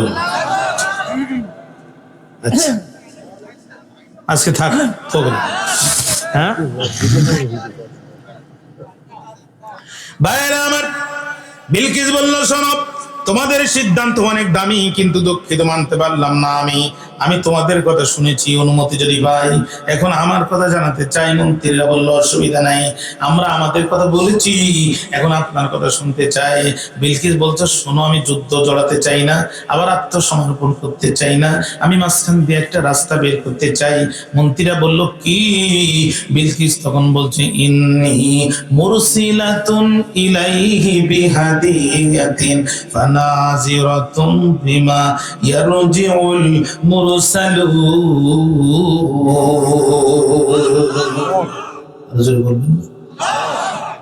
আমি যুদ্ধ জড়াবো না, আত্মসমর্পণ করবো না, কিন্তু মাঝখান দিয়ে একটা রাস্তা বের করেছি, সেটা হলো আমি সুলাইমানের দরবারে কিছু হাদিয়া তো উপঢৌকন পাঠাতে চাই। তার মানে বিলকিস এখন মাল দিয়ে মোল্লা কিনতে চায়। মাল দিয়ে, একটু আওয়াজ দেন না কেন, মাল দিয়ে। কিন্তু সব মোল্লা তো আর মালে বিক্রি হয় না, কথা বলেন না? কোন মোল্লাকে একটা গাড়ি দিলে বক্তব্য ঘুরায় দেয়, কোন মোল্লাকে একটা বাড়ি দিলে বক্তব্য ঘুরায় দেয়, কোন মোল্লাকে বাইতুল মুকাররমের খতিব বানায় দিলে নাস্তিকদের পক্ষে মাঠে আন্দোলন শুরু করে দেয়, আর কোন মোল্লা জীবন দিয়ে দেয় মাগার ইমান দেয় না। সব মোল্লা তো আর মালে বিক্রি হয় না। হাদিয়ার ব্যাখ্যায় মুফাসসির কোরআন লেখেন 500 স্বর্ণের ইট, 500 রূপার ইট। একটা ইটের কয় কেজি ওজন হবে আপনার আগরদারিতে? Minimum 3 KG. 500 দিয়ে 3 কেজি দিয়ে ওজন করে দেখেন কত মন সোনা। আজকের অঙ্ক করার সময় নেই, ওটা বাড়ি যেই করি না। 500 স্বর্ণের ইট, 500 রূপার ইট। 100 যুবক, 100 যুবতী। যুবতীগুলোকে চেঞ্জ করে দিল, যুবকগুলোকে যুবতীর পোশাক, যুবতীগুলোকে যুবকের পোশাক পরায়া হাদিয়া তান পাঠাইছে নবী সুলাইমানের দরবারে। হুদুদ তো সাংবাদিক, ওরা পৌঁছানোর আগেই হুদুদ উড়ে যেয়ে বলছে, আল্লাহ নবী লাইন খুব খারাপ। কি ভাই, বিলকিস বড় চালাক মানুষ, বিলকিস আপনার সাথে যুদ্ধও করবে না, আবার আত্মসমর্পণ করবে না, বিলকিস আপনাকে হাদিয়া পাঠিয়েছে। নবী সুলাইমান ডাক দিয়ে বলে, ওরে হুদুদ পাখি, কি হাদিয়া বিলকিস পাঠিয়েছে? 100 স্বর্ণের ইট, 100 রূপার ইট। নবী সুলাইমান ডাক দিয়ে বলে, রে জিনেরা, কোথায় তোমরা? লাব্বাইক ওয়া সাদাইকেই তো আমরা নামাজ শুরু করে দাও। চোখ যত দূর যায়, এক পাশ দিয়ে স্বর্ণের রাস্তা, আর এক পাশ দিয়ে রূপের রাস্তা, রূপার রাস্তা, এশিয়ান হাইওয়ে রাস্তা বানায় দাও। বাংলাদেশে একজন বক্তা আছে, কুমিল্লায় বাড়ি, মুফতি মুস্তাকুন নবী হাফিজাহুল্লাহ। উনি বলছে একদিন রাত্রে মিষ্টি খাবো, জিন বলে 2 মিনিট পরে মিষ্টি নিয়ে দিয়ে বলছে, হুজুর এই বাংলাদেশের সব দোকান বন্ধ, সৌদি আরব থেকে নিয়ে আসলাম। এই যদি বাংলাদেশের হুজুরের জিনের ক্ষমতা হয়, তাহলে সুলাইমান সাল্লামের জিনের পাওয়ার কেমন ছিল? চোখের পলকে কিলোমিটারের পর কিলোমিটার রাস্তা বানায় দিল। রানী বিলকিসের বাহিনী যখন স্বর্ণের রাস্তায় উঠছে, একজন আর একজনকে ডাক দিয়ে বলছে, খবরদার, আর যাওয়ার দরকার নাই। কই কেন? কই তাকাও, 500 স্বর্ণের ইট দিয়ে কিনতে যাচ্ছ কাকে? 100 কিলোমিটার রাস্তা স্বর্ণ দিয়ে তৈরি করার তৌফিক আল্লাহ দিয়েছে যাকে। যে মহান সম্রাট স্বর্ণের ইট বানায়া মেশিনের ভিতরে ঢুকায়া খোয়া বের করে ঢালাই দিয়ে স্বর্ণ দিয়ে রাস্তা বানায়, ওই মহান সম্রাটের কাছে এই 500 স্বর্ণের ইট হতো এ দেশের ফকিরের ভিক্ষাও নয়। ওই যে স্বর্ণের ইট দিয়ে রাস্তা বানাইছে, আধা ইট পাশে পুড়িয়ে আছে, এই দেশের ফকিরও নেয় না। যার দেশের ফকির নেয় না, ওই নিয়ে যাওয়া প্রেসিডেন্টের কাছে। বাঁচতে চাও তো পিছন দিকে যাও। একজন ছিল খুব চালাক, বাড়ি ছিল আপনাদের ইউনিয়নে, ও বলতেছে না, এসেই যখন পড়েছি ফিরে যেয়ে লাভ কি, একটু টেকনিক অবলম্বন করি। কয় কি? মাথাটা এমন কায়দা উঁচু করি দাঁড়াবানে, মনে হবে না পাত দিক তাকায়নি। ভাইরা আমার, সুলাইমান সাল্লামের দরবারে চলে গেল, হাদিয়া পেশ করলো, ডাক দিয়ে বললো, বাচ্চা বান্দার, আমাদের রানী আপনার চিঠি পাওয়ার পরে এত বেশি হয়েছে খুশি, এই যে দেখেন আপনার জন্য স্বর্ণের ইট পাঠায় দিয়েছে। সুলাইমান সাল্লাম ডাক দিয়ে বলে, তোমার বিলকিস আমার স্বর্ণ দিয়ে কিনতে চায়, স্বর্ণের জন্য তো পয়গম্বররা দিনের দাওয়াত দেয় না, পয়গম্বররা দাওয়াত দেয় জমিন যাগো আইন চলবে তাই। আর কি পাঠিয়েছে তোমার বিলকিস? এই যে দেখেন উটের, এই যে দেখেন রূপার ই পাঠাইছে। নবী সুলাইমান বলে, তোমরা তোমাদের পায়ের দিকে তাকাও, তাকাও, তোমরা দাঁড়িয়ে আছো কিসের? রাস্তার উপরে দেখো। ওরা তখন পায়ের দিকে তাকায়, মুখের ভিতরে লজ্জার ভাব প্রকাশ পায়। আর কি বলেছে বিলকিস? তখন বলছে, এখানে 100 যুবক আছে, 100 যুবতী আছে, আপনি যাচাই বাছাই করে দেন কারা যুবক আর কারা যুবতী। নবী সুলাইমান তখন বুঝতে পারলেন বিলকিস বুঝতে চায়, বিলকিস বুঝতে চায় আমি নবী কি নবী না। সুলাইমান সাল্লাম বললেন, সব কথা পরে হবে, আগে তোমরা যাও, ওই যে পানি আছে একটু ফ্রেশ হও, নাস্তা গ্রহণ করো, তারপরে আমি তোমাদের সাথে কথা বলবো। এখন মহিলাদের একটা খাসলাত আছে, এরা যখন পানির কাছে যায়, ও পৃথিবীর প্রেসিডেন্ট হলো কাপড় ধরে উপর দিকে টান মারে, ঠিক না? এখন ওরা মহিলাদেরকে জিন্সের প্যান্ট পরাইছে, টাই পরাইছে, কোট পরাইছে, খুব ভালো করে সাজাইছে, কিন্তু যখনই পানির কাছে গেছে প্যান্ট ধরে দিছে টান, বুঝে গেছে নবী সুলাইমান এইগুলো লেডিস আর বাকিগুলো জন্ডিস। নবী সুলাইমান আলাইহিস সালাম তখন বলেই দিছে, এটা এটা এটা এটা এটা এটা এটা এটা মেয়ে, এটা এটা এটা এটা ছেলে। এবার উনি রাগ করে ফেলছে। ভাইরা আমার, সুলাইমান আলাইহিস সালাম এবার রাগ করে বললেন, ফালাম্মা জাআ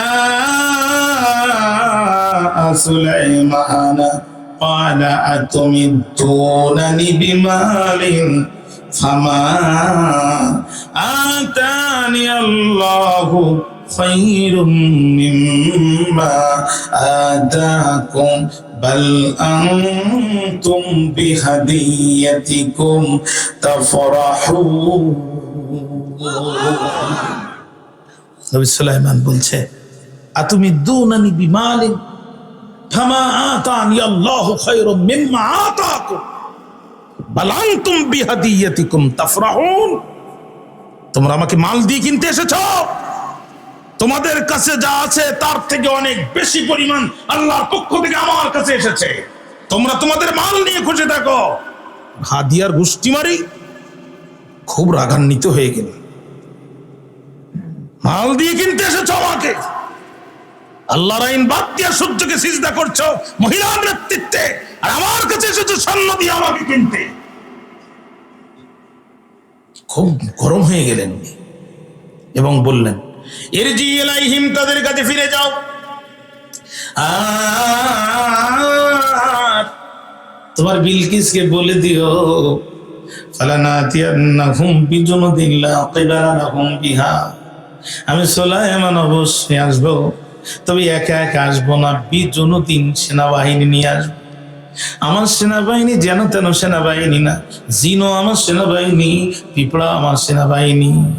পিঁপড়ায় জিন ঘুষি মারবে, কিন্তু ঘুষি খাওয়া লোক খুঁজে পাবা না। পিঁপড়া কাপড়ের মধ্যে ঢুকি এমন কায়দায় কামড়াবে, চুলকাইতে থাকবা, জিনের ঘুষু খাইতে থাকবা। লা কিবালা লাহুম বিহা, ওই বাহিনীর মোকাবেলার করার ক্ষমতা বিলকিসেরও নাই, ওর বাবারও নাই। জোরে করেন আল্লাহু আকবার।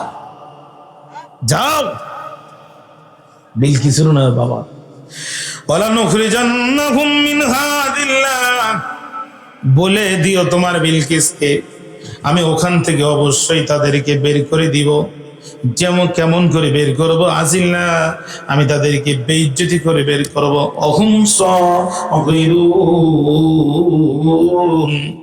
তারা বড় ছোট হয়ে যাবে, বড় নিচু হয়ে যাবে, মাথা নিচু করে ছোট হয়ে বেইজ্জতির সাথে স্থান ত্যাগ করতে বাধ্য হবে। বলেন তো, দিনের পক্ষে শক্ত আওয়াজ দেওয়ার দরকার আছে না নাই? ব্যাস, ওরা বলছে তাহলে এখন যাবো কই? হ্যাঁ, বাঁচলাম। ওরা চলে গেছে। বিলকিস 2 তলায় ছিল, নিচতলায় নামছে। এই হাদিয়া নেছে? বুঝো কোন কি ও দেশের ফকিরও নেয় না। কয় কারণ? কয় দেখে আসলাম স্বর্ণ দিয়ে।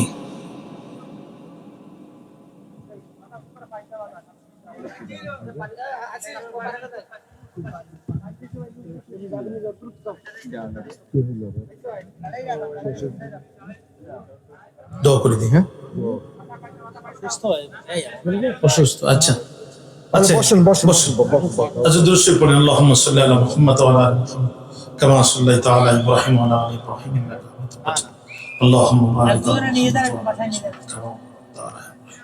ওয়া আলা আলি ইব্রাহিম। বসেন। আল্লাহুম্মা আমিন। আল্লাহুম্মা ربنا ظلمنا أنفسنا وإن لم تغفر لنا وترحمنا لنكونن من الخاسرين. ربنا لا تزغ قلوبنا